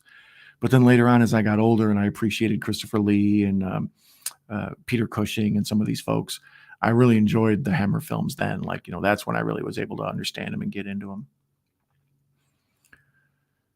And here we realize that Salma Hayek has been having kind of some sort of thing going on with El Bucho. So her new man's in town to kill her old man. YouTube. Hey, Kal-El's saying that you can go check out our friend Cinderella, I should say. Mayanne, yes, she will be the guest host this week on Into House with me. So be sure to stop by and check out Mayanne on live in action on screen. Hopefully a few live reports from our buddy Larry at Texas Frightmare. Lots of big plans for this Friday's Into House on my channel at 7 p.m. Eastern, 6 Central. Let's see here. Great call, Cal. Watching the series out of order, that's my jam, right? Pub, she's a sweetheart. Yes, she is. I wonder who the Superman 4 song was for. Not so clever. Sounds great, Don. Yeah, I hope so. So here Banderas is hiding behind the counter of the bookstore, and the villain is in the room. Like I said, him and his girlfriend, or him and Salma Hayek, who used to be his girlfriend, or maybe he thinks she still is or something. They're having kind of this like half intimate talk, and she's not into him, but he's clearly like into her. And dude, Banderas is down behind the counter, like just feet away, and he's trying to load this gun and put a new clip in it so quietly. So there's all this like tension that builds. It's the old Hitchcock thing where they talk about where if two guys having a conversation and there's just a bomb goes off, it's like horrific. But if two people are having a conversation and you see the bomb underneath them and you see it ticking and taking its time, that's suspense. All right, you're waiting for the thing to happen, and it puts you like anxious. So they're doing a great job of that here. We know Bucho and the Mariachi are going to square off, but this like him having to stay completely quiet and like the sweat's dripping down from his face because he's trying to like hold his muscles quiet and everything.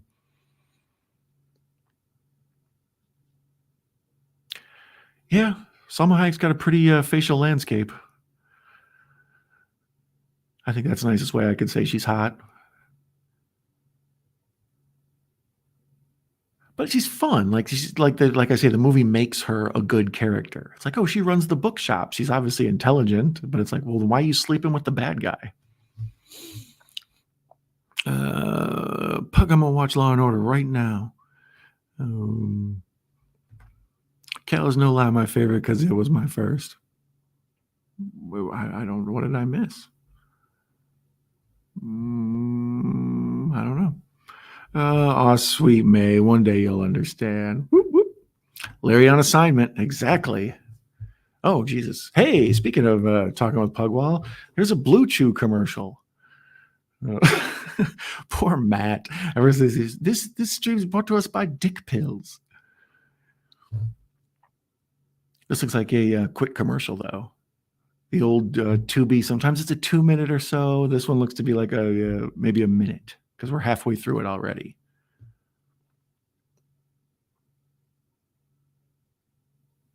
This T-Mobile ad with Jason Momoa, they play it nonstop. So much Aquaman in my life. So much Aquaman. Man, maybe you can do what I've been doing. You want to tell me what it is? I don't know. Yeah, what is it? Don, what's your YouTube goal this year? Don't get canceled? Yep, Nan.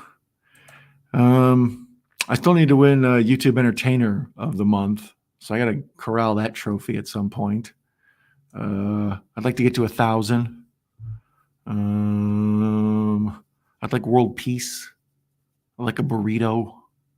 I'd like a small dog with like a scarf around his neck, like a feisty little scamp kind of run around. Never mind, I've gone too far into the woods. So there, El Bucho left, and Antonio Banderas is he pops out from behind the counter, and once again he's just like mad and throwing stuff around. He feels, yeah, Snake Plissken-ish or whatever. He's like an actual man living in a universe, not just some like contrived action star that can live through anything. He feels vulnerable. Let's see here. I'm still awake as my dog is snoring so loudly. This film has no my full attention. Have you ever seen this one before, Matt? I'm assuming you have. I'm assuming everybody here. Mayanne, that's probably her first viewing. Cal said he hasn't seen it. Nanette, I believe, has seen it before. She knew it was a good movie. I'd like a beer, like Darby Crash. Can I have a beer? I'm a simple man. I like that. I like a snoring dog, too. That's the fun thing about pets. Like, you know, if your significant other is snoring, it's kind of annoying. Like, all right, well, when you first get together, it's cute. But then later on, after, it's like, shh. But like when a kitten snores or a dog snores, it's like, oh, they're sleeping. But when a dog farts, I got no patience. Like, oh, God.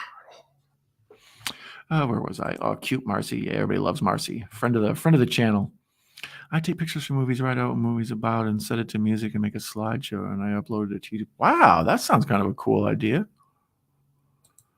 Penelope Cruz and Sonic aged perfectly. Both pretty damn hot. What's the old saying? Like, black don't crack? I don't know. What's brown do?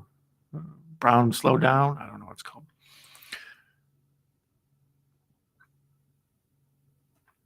Yeah, once again, these two just like laying on the bed talking. I think we're coming up on the sex scene here. The sex scene's like masterfully done. It's not too like overly like when in Roadhouse where old girl just like climbs him 2 seconds in. They like kiss for 2 seconds. She grabs his junk. Like here, these two, they feel like they're lovers. Like they're in bed together. They're flirting. Like the sex scene is very steamy coming up. It's all done by candlelight and like I don't know. I think they cleverly make it so you don't really see anybody's nudity. I think there's one part where they use a body double for Salma Hayek's boob, I think. I don't know. Sharing is caring. Thanks. Well, it seems to be working. I've seen people subscribe to my channel. I only had 3. Well, that's good. Awesome. Success. Burrito is a goal I can get behind, right? Beer for me, burrito for Jason. We're ready to just call it, like we're done.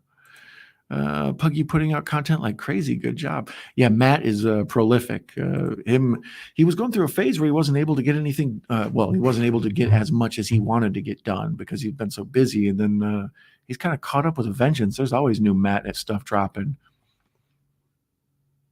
I saw I'm interested in your retrospective on Rick Dalton for the Quentin Tarantino Once Upon a Time in Hollywood. Once Upon a Time in Hollywood, as obviously it refers also to Once Upon a Time in Mexico, the sequel to this, but then that also refers to Once Upon a Time in the Old West, this old Sergio Leone film with Henry Fonda. That's a good movie too. If you're into cowboys or westerns or whatever, that one's got very little dialogue, but it's just so like shot well, and you can follow the story real good without much talking.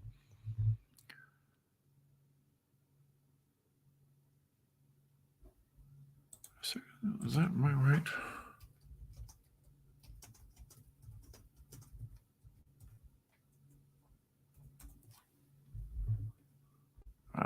No, wait a minute. Hold on.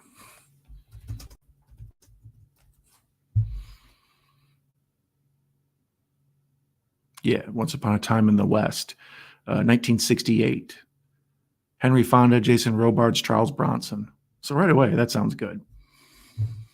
Yeah, see, this is, I don't know, this is sexy as sexy. They just keep cutting to candles, and then like they're just, I don't know, they take their time and stuff. It's more erotic.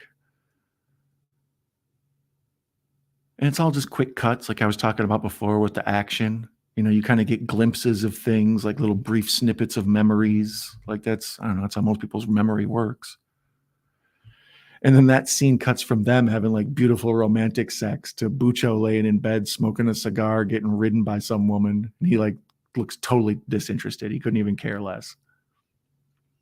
And when she kisses him, he blows cigar smoke in her mouth. So yeah, they contrast like how the villain is, you know, not a lover. He's just a woman who uses a woman for sex, as where like Banderas is more of like a ladies' man who's concerned with her, right? That's, I don't know. Sex scene. I was going to the shower, but now I'm waiting. What'd you think, May? Last time I saw this film was on VHS. Thanks, Cal. I made a few adjustments, and now my regular legends who watch the channel commented it's dropped off a lot, but I'm having fun. No, I'm appreciating Matt content. Favorite Universal monster film is Abbott and Costello Meet Frankenstein. It's a classic. Well, I had 5 ice creams, 2 Howard from Where Good Humor strawberry shortcake, 2 were fudge popsicles, and 1 was a Magnum caramel. They all sound good. Man says, wow, right? They get down. Love it. Thank you, Don. OUATIH videos where I most watch live, which shows when you talk about stuff you love and forget YouTube, it tends to do you well.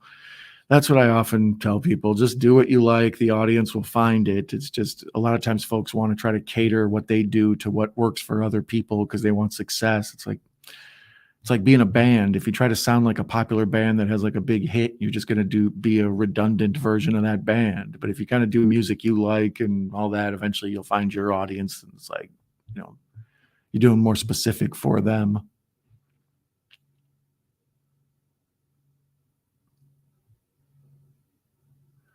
Sorry, I'm seeing the scene where Banderas is zonked out after sex, as men are wont to do. And Salma Hayek has picked up the guitar and she's sort of singing like this beautiful, pretty song. And he's like friggin' superhero hearing and can hear that the bad guys are coming up the steps. And then like, this is like from a Chuck Norris movie. There's like this shadow outside the windows. And he pulls the gun out and puts it right next to her head. And then he kind of follows them and he puts the guns like right into her and pushes her down and then shoots them both. That's pretty dope scene. Like just really well choreographed action. Like I said, Gung Fu, the John Woo stuff. Let's see here. Charles Bronson, Western, Once Upon a Time in the West. Henry Fonda was crazy. Yeah, I enjoyed Once Upon a Time in the West. It's a wild ride. Never had a fudge popsicle. Oh, fudgesicles are good. Yeah, I like them. I might need to move over to YouTube. I think you forgot about me over here. Oh, I apologize. I'm watching you through StreamYard. And they sometimes mess with me. They show top chat instead of all live chat or whatever. So sometimes they don't get through. But yeah, feel free to move over to YouTube, or else I apologize. Like I say, sometimes not all the ones get through. Russell, do you like those Wild Death Wish sequels? Fudge lollies are great. They're very good, really popsicles. They call it because of off-brand Walmart fudge ice. Man, I do. The remake sucked. What, Once Upon a Time in the West or Walmart fudgesicles?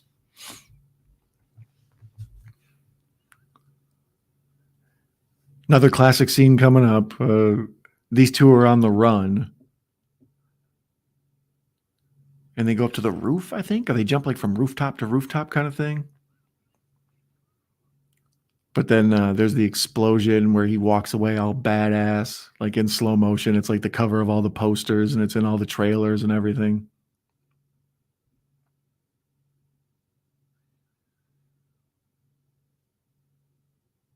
So, of course, the bad guys had to set the bookstore on fire, not only to make Salma Hayek feel bad, but also to show that they don't like learning because they're bad. They're anti-book. And Salma Hayek's so mad she shoots one of the bad guys. That's what you shouldn't have burned down the bookstore, mofo. Let's see here. When I find myself saying, "What's up, guys? I'm off to a bad start." Hey, guys. Let's see here. I've not seen the remake, Russell. Death Wish with Bruce Willis. Oh, yeah. That remake. Yeah, I forgot it even existed. Wasn't that directed by Eli Roth? I still need to see that. I like Death Warrant. Is that what it's called? Or the one with Kevin Bacon? Is that what that's called? Death Sentence. Death Sentence. Death Warrant is Jean-Claude, right? Death Sentence with Kevin Bacon. That's a good Death Wish remake. That's the I think it's based on the Death Wish book instead of the Charles Bronson movie. Yeah, here's the dope scene where he falls backwards off the roof and he pushes himself back, so he falls backwards in the air while shooting two guns. Like stuff like that happens in most action movies, and it just looks ridiculous and absurd. But there was like actual a little bit of tension to it. And then there's the famous scene where he throws the grenades down there and there's a huge explosion and him and Salma walk away looking all beautiful, holding hands and stuff. Yeah, that deserved to be on every poster. That was cool as hell.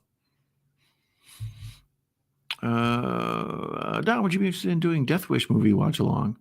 I don't know. I enjoy Death Wish and I enjoy you. The problem is Death Wish is hard to watch because there's a lot of uncomfortable like sexual assault scenes and stuff. Like those are hard to talk through. But I love Charles Bronson. You know what I mean? He's so dope. Dr. Johnny Woo, he's the man. The kills were cool.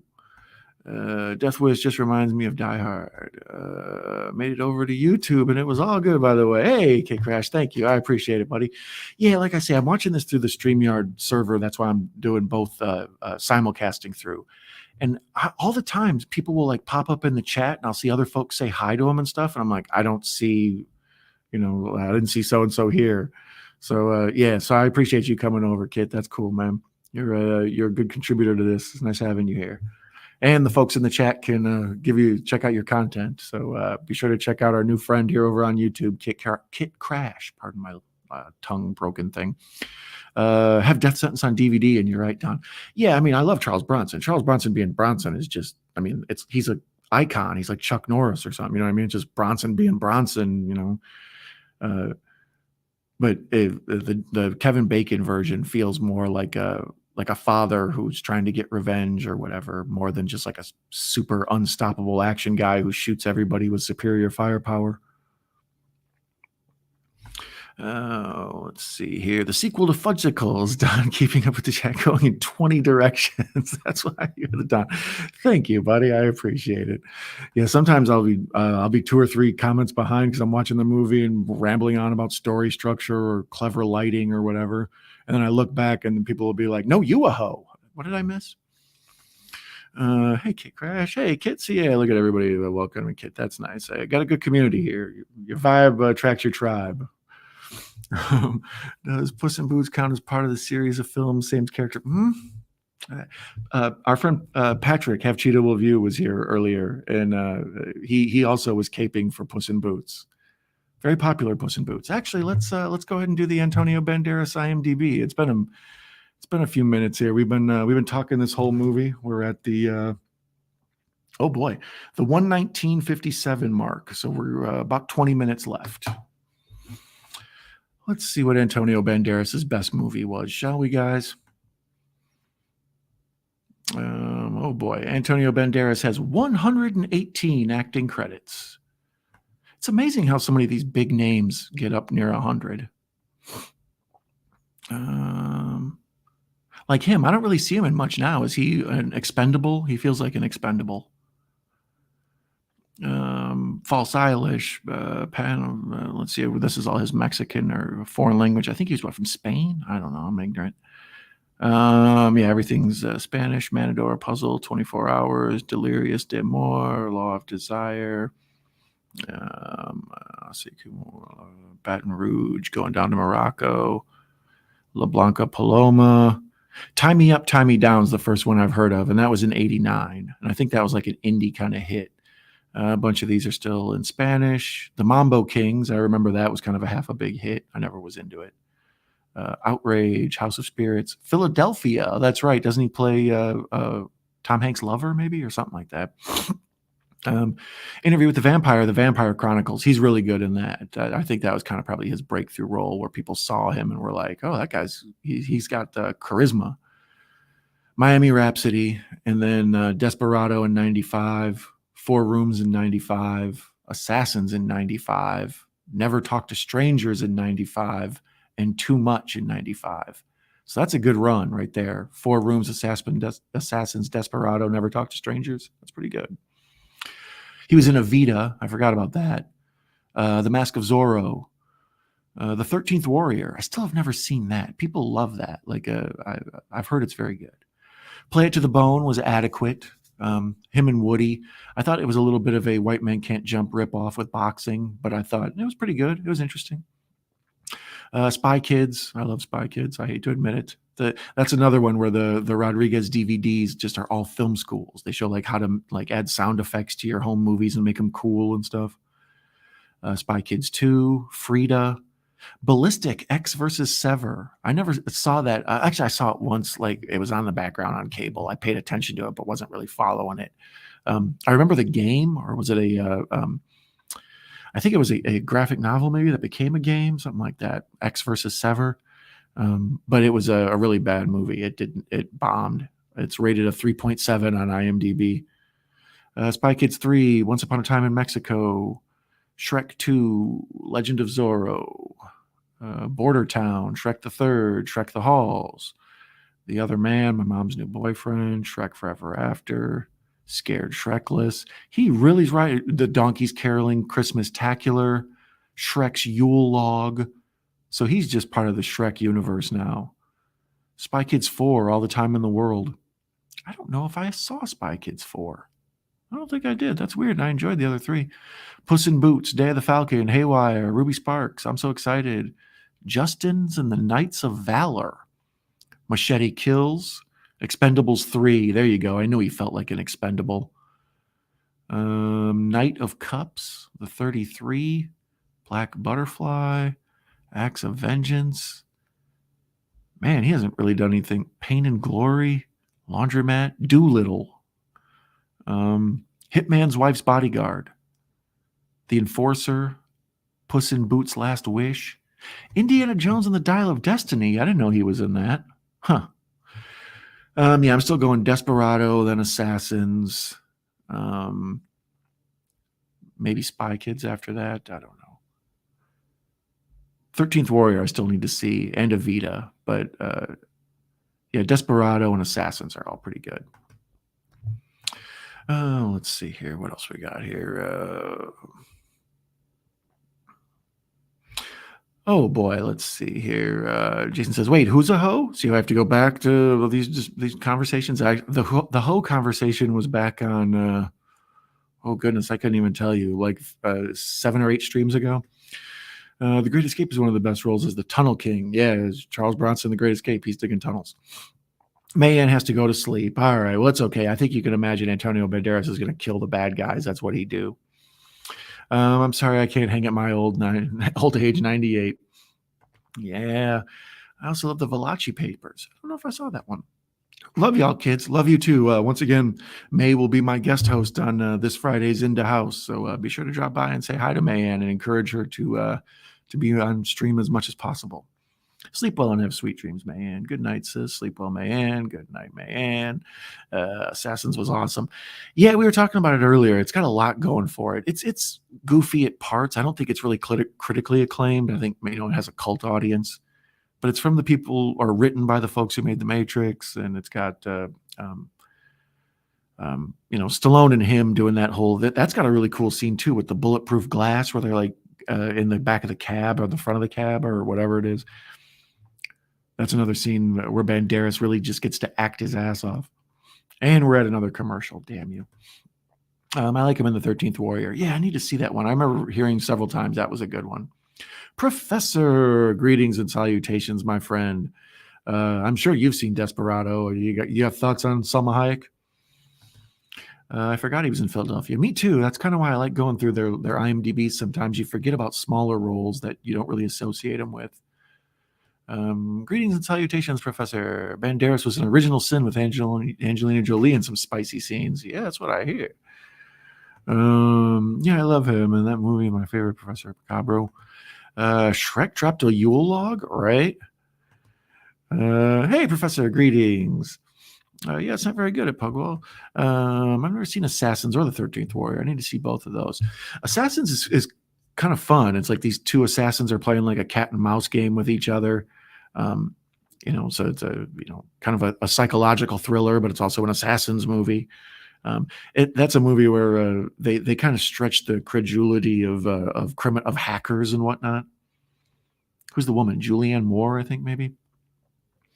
I've never seen Assassins. Yeah, it's fun. It's got a little bit of a vibe like this to it. It's you know, people out in the hot sun shooting at each other, doing cool action stuff. But Stallone is good at it. Stallone's the good guy, and Antonio Banderas is the bad guy. He's like the young punk upstart assassin. There's a low-budget slasher film, Shrek, years ago. Oh, that sounds fun. Oh, like Max Shrek? I like Desperado. I like lots. Yeah, me too. This is one of my, me and my watching my comfort food movies.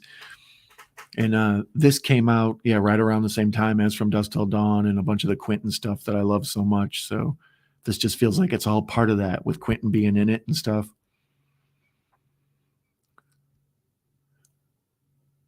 So here's where he calls in his mariachi friends, the guys from the beginning who were in his like imaginary music video he was having when he was dreaming.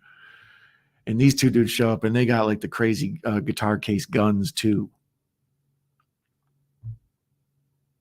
This first guy here, that's the El Mariachi from the first movie, the one that Antonio Banderas replaces. And then this other guy, I think they only got him because he's able to do that cool like half splits move where he goes down on one, like squats down, and then the other leg's completely straight out, and he shoots the rocket launcher. Once again, like a very like choreographed action. It feels like they had a dance instructor shoot it more than they had like a stunt choreographer. And of course, like all good westerns, there's getting ready to be this shootout in the middle of the street, at high noon. And the little kid who only turns up when we need him in this movie is now like wandering around playing the guitar like in the middle of Main Street while no one else is around. There you go. There's your slow push in hero shot. They start off wide, and Antonio Banderas kind of rolls his neck a little bit, and they push in real tight on him. Even this, where he's like walking in slow mo and all that, just hero shot after hero shot. It's intended to make the person look cool. Yeah, that's dope. The machine guns with the guitar cases and just laying down fire. Such a good movie. Let's see here. Banderas was also great as King Herod in Journey to Bethlehem. He's a great song he sings in that. I was not, or King Herod. Yeah, I didn't know about that one. I didn't know about Bethlehem. Isn't one of them a famous singer? Anton. Have you ever seen Never Talk to Strangers, Don? I don't know. I kind of vaguely remember it. A lot of those like kind of thrillery type things with female leads, I hate to admit it, a lot of them run together because they're very formulaic. Every now and then one will turn up that's pretty damn cool, but that's probably why I'm struggling to remember Don't Talk to Strangers. Never Talk to Strangers. Oh, wait, that was Enrique Iglesias, One Upon a Time in Mexico. There you go, yeah. These same mariachis, I believe, they turn up, the same mariachis turn up in Once Upon a Time in Mexico, but they're one of them is Enrique Iglesias, as I recall. Yeah, there's old buddy where he does the weird like sideways split squat down thing and shoots the rocket launcher.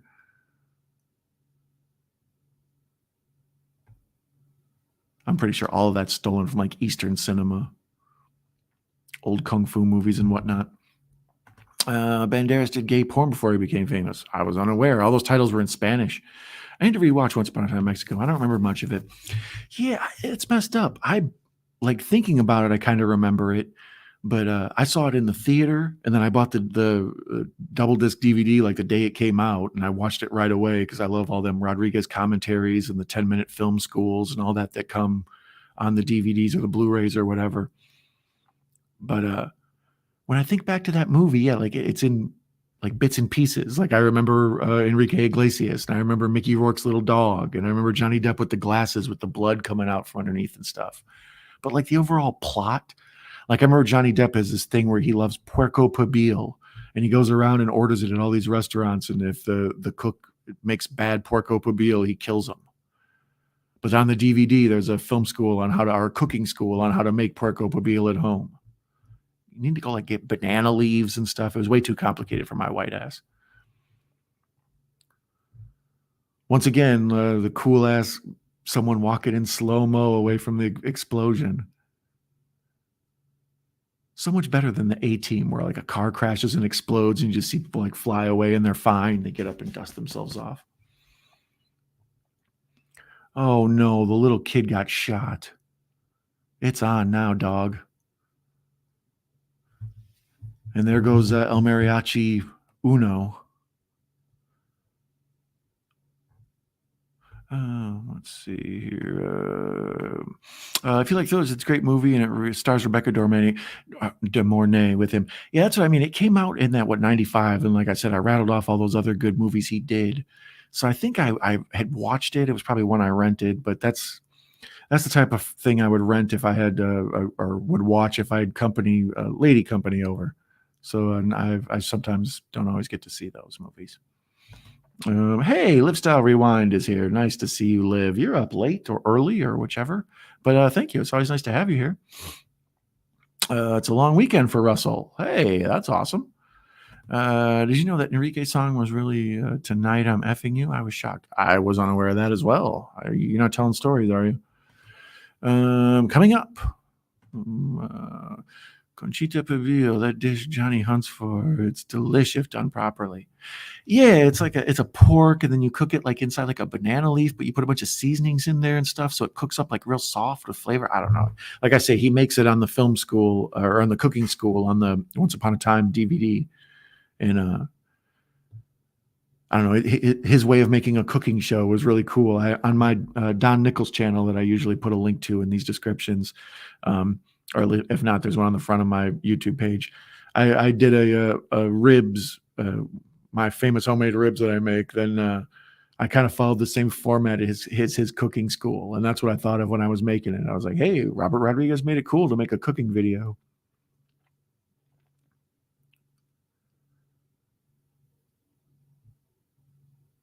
This is awesome. He pulls up to like this beautiful mansion in the middle of like this, poor area, and there's these huge gates that are all like fancy and everything. And she's like, how do you know this is the place? And he's like, it's the place.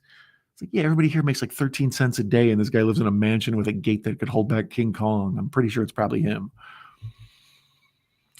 I remember when dialogue in the early 2000s went peak Tarantino in every cool movie. Oh, I know.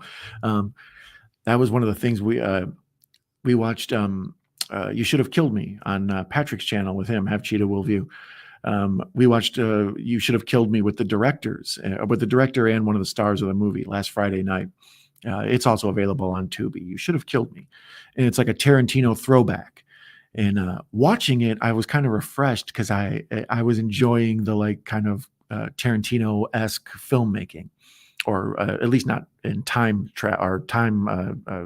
structure, but in dialogue.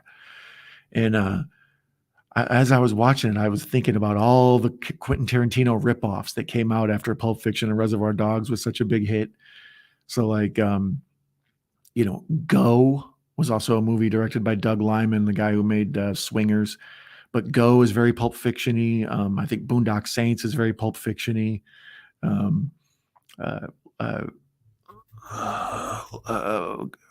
What's it called? Blood, Guts, Bullets, and Octane. To a certain extent, the Guy Ritchie films, I think, are probably heavily influenced by Tarantino.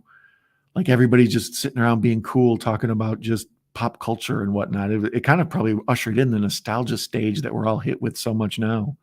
It's like, no more nostalgia. You guys have ruined everything. Hi, Nanette. Hi, Live Legend. Hi, Ginger. Still watching Bondi Rescue. Well, they should rescue her and get it over with. That makes me hungry. You talking about food, Don? Right? I love me some pork. Where's all the money? It's inside the books. Not the best money-saving method to store a flammable currency inside a flammable object. Good point. I haven't seen Go, but I'm almost sure I'd enjoy it. I love 90s movies more than most people. Go is surprisingly good. I was always a champion of Go. But there's so many things to do in Denver when you're dead. 2 Days in the Valley.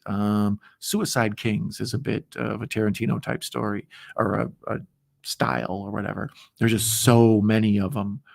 But Go is actually a surprising good one. It does the time thing really well, like how Trick or Treat does. The Trick or Treat with Sam, not the Trick or Treat with Gene Simmons or whatever. Boondock Saints is another guilty pleasure of mine. Yeah, Boondock Saints I kind of love. The first one especially. It's a little bit, whatever, cheesy or something, but it's fun. Like it's cool. That's another movie where they're just trying to make the people cool. Everybody walks to music all slick and they shoot their guns in a way that's like extra badass and stuff. Like, I don't know. And Norman Reedus and Sean Patrick Flannery are really good in it. That documentary Overnight about the guy that made Boondock Saints, that's a good companion piece to watch. It shows like how he went from like being an unknown filmmaker to being this huge success like overnight because of Boondock Saints, and like what a jerk it turned him into, and like how all his friends can't stand him and stuff. Like, this is a good movie. Nobody ever tells this story. So Banderas did the old he's got like the taxi driver thing, the track inside of his wrists, and he does and both the guns come out and he opens fire and he kills Bucho and the woman China henchman lady. But we see the little kid is in the hospital alive still. So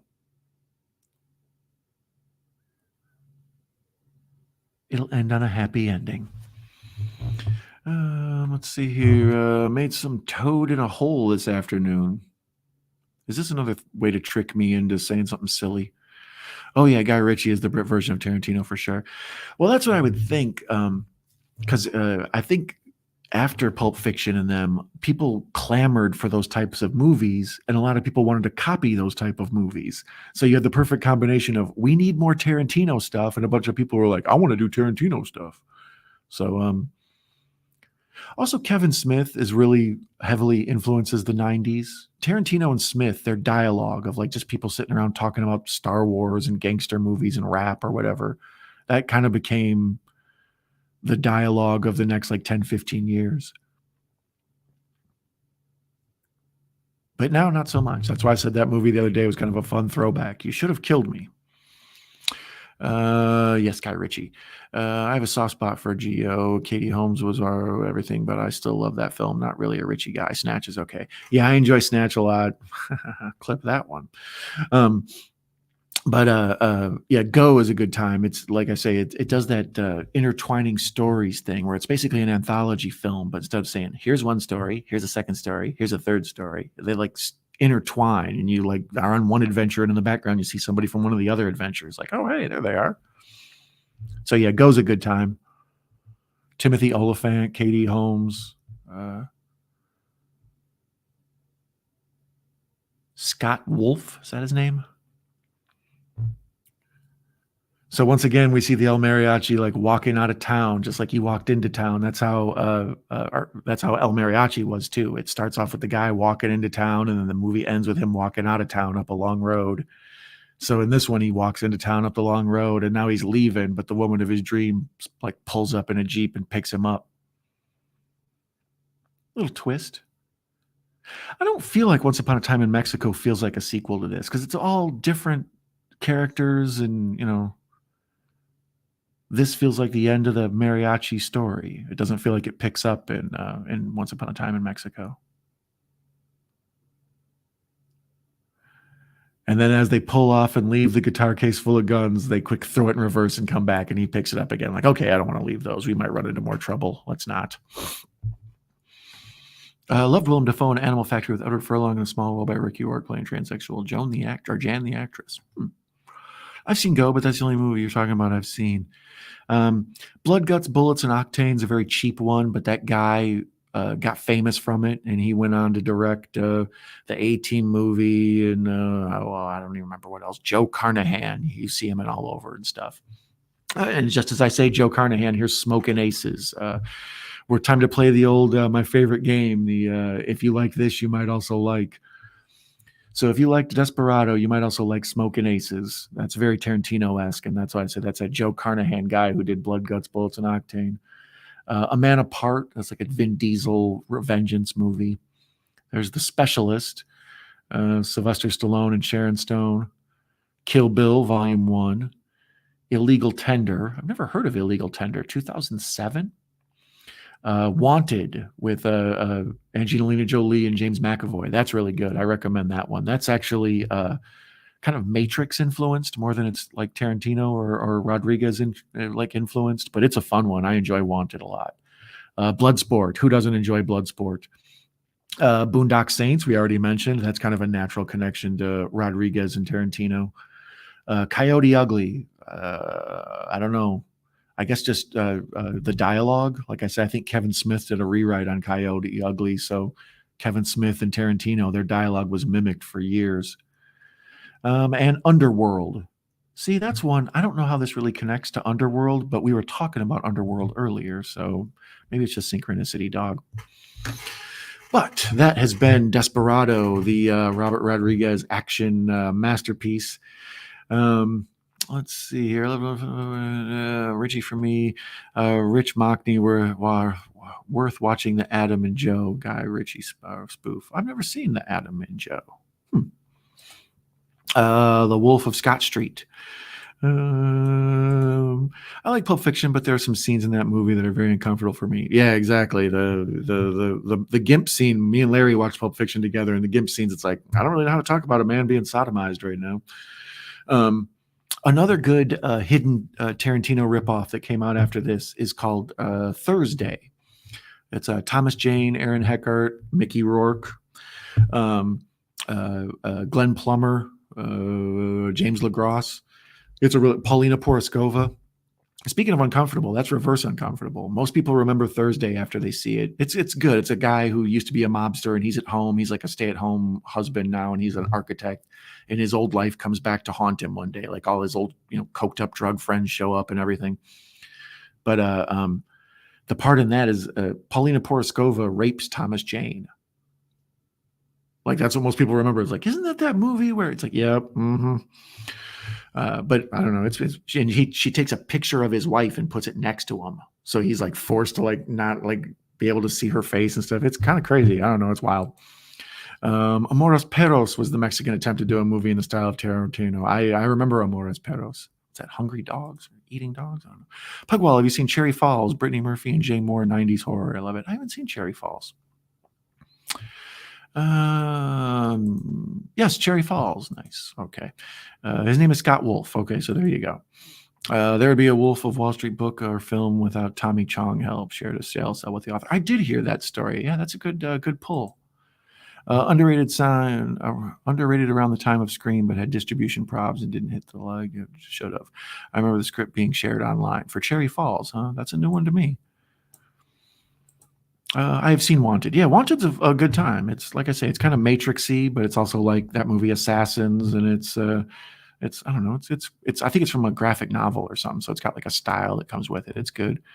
Wanted should have been a bigger movie. It's a shame it never got a sequel. Yeah, that was one I didn't think would be good at all. I was kind of like rolling my eyes at it, but that was back in the days when video stores used to sell their stuff like after they would rent it, and you could buy 4 for $20 or whatever. So I grabbed Wanted as just like a goof. They're like, oh, I don't know, I need an extra one. This looks good. And it was good, actually. It's kind of like, I don't know, it's Fight Club-ish in its own way. It's weird. I love Coyote Ugly. A lot of folks do. I've never seen it. It doesn't, it's not made for me, obviously. It's about, young women coming of age and, life and love and all that stuff. I have to be in the right kind of mood to watch that. Which is messed up because I own Coyote Ugly. That's one I got cheap too sometime. Gotta run. Work is hectic. Take it easy. Take care, my friend Jason. It was nice for you to be here for watching Desperado with us. Scott Wolf, the already mini Tom Cruise from the legendary Party of Five. Right? That was his whole appeal. It was like, we found the next Tom Cruise. It's like, yeah, he's not quite as good.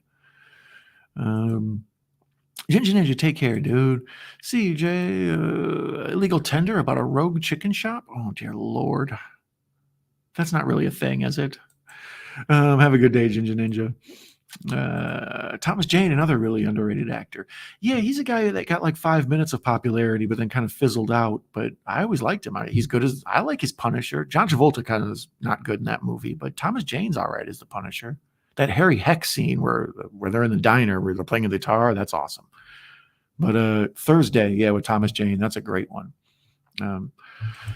Let's see here. Tarantino got inspiration for the film Pulp Fiction from the film Bonnie's Kids. That's what you said. I still need to see that one. I'm at Party of Five was great. Love Nev Campbell and Jennifer Love Hewitt in that. Yeah, my high school girlfriend loved Party of Five, and we used to watch it all the time. I'd probably seen every episode with her. You know, it was an excuse to come over to her house and hang out. It's like, oh, it's Party of Five night.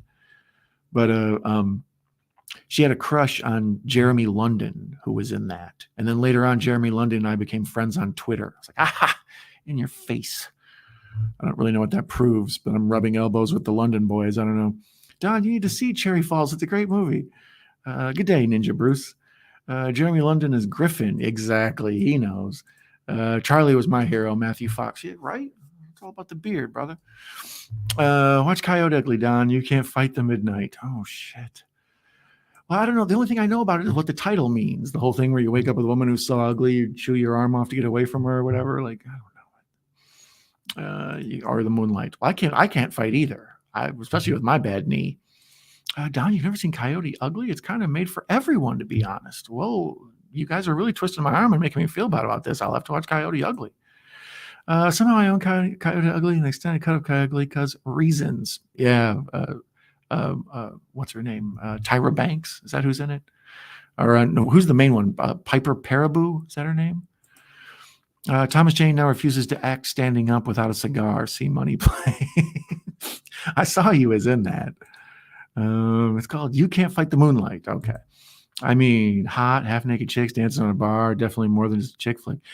Yeah, I kind of did notice that about it. That did seem interesting. And I went to several bars after Coyote Ugly was popular where that was their theme all of a sudden. It was like just at some point, the hot bartenders would just get up on the bar and start dancing. It was like, I kind of felt bad for them. It's like when you go to a steakhouse and every now and then country music plays and everybody just has to stop and dance. Stop making these workers do this. But I'm assuming the tips are probably awesome for those ladies. So, and the soundtrack is pretty great. You're really talking me into it. Don, how about Don and I half naked dancing on a bar? Still interested? I think not. I don't know. Matt, you're pretty damn handsome. I can kind of fade off to the side, just let you have the stage, brother. Let's see here. All right. Well, it's 3 a.m. Well, 2:57. So this is probably a good time to start thanking everybody who was here and dip out. Thanks to all of you. Like I say, this stream was a special stream to help out our buddy Hobbs Horror. Link pinned to the top of the chat or will be in the comments if you're watching the replay. Thank you for joining me for what I would argue is probably my favorite Robert Rodriguez movie. This or Sin City is one or two. Actually, let's look and see what Robert Rodriguez's filmography. Make sure I'm not missing anything while I'm thinking about it. He has directed 46 films and has 3 upcoming. Nice. El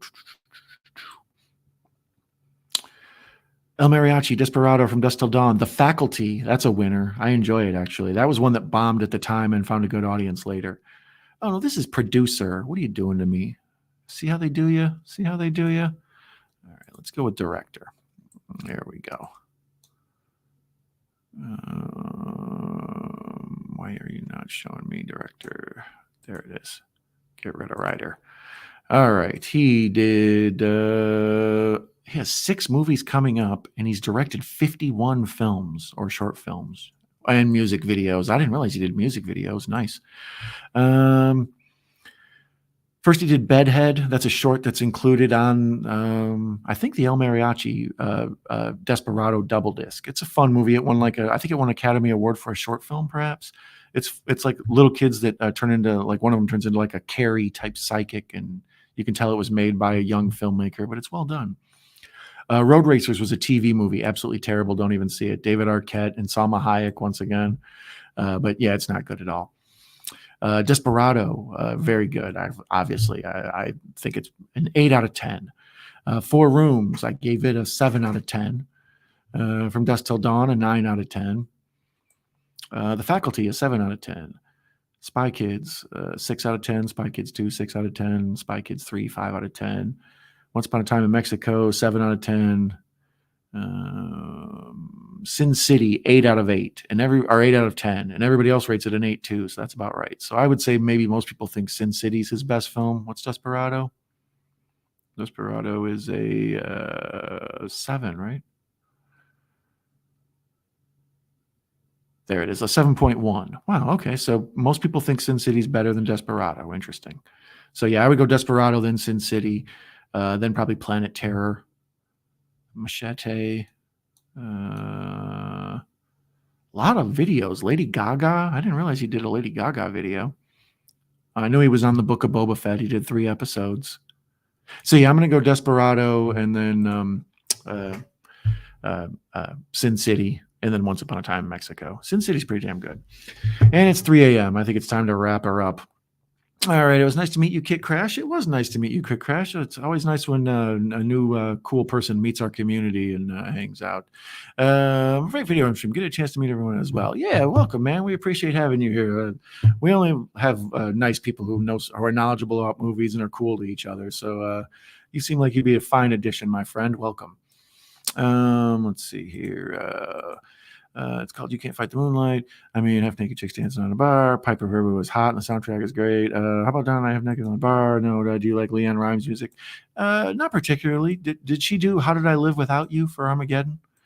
Thanks for keeping me entertained during my out of nowhere bout of insomnia. That's what I'm here for, buddy. That's what I'm here for.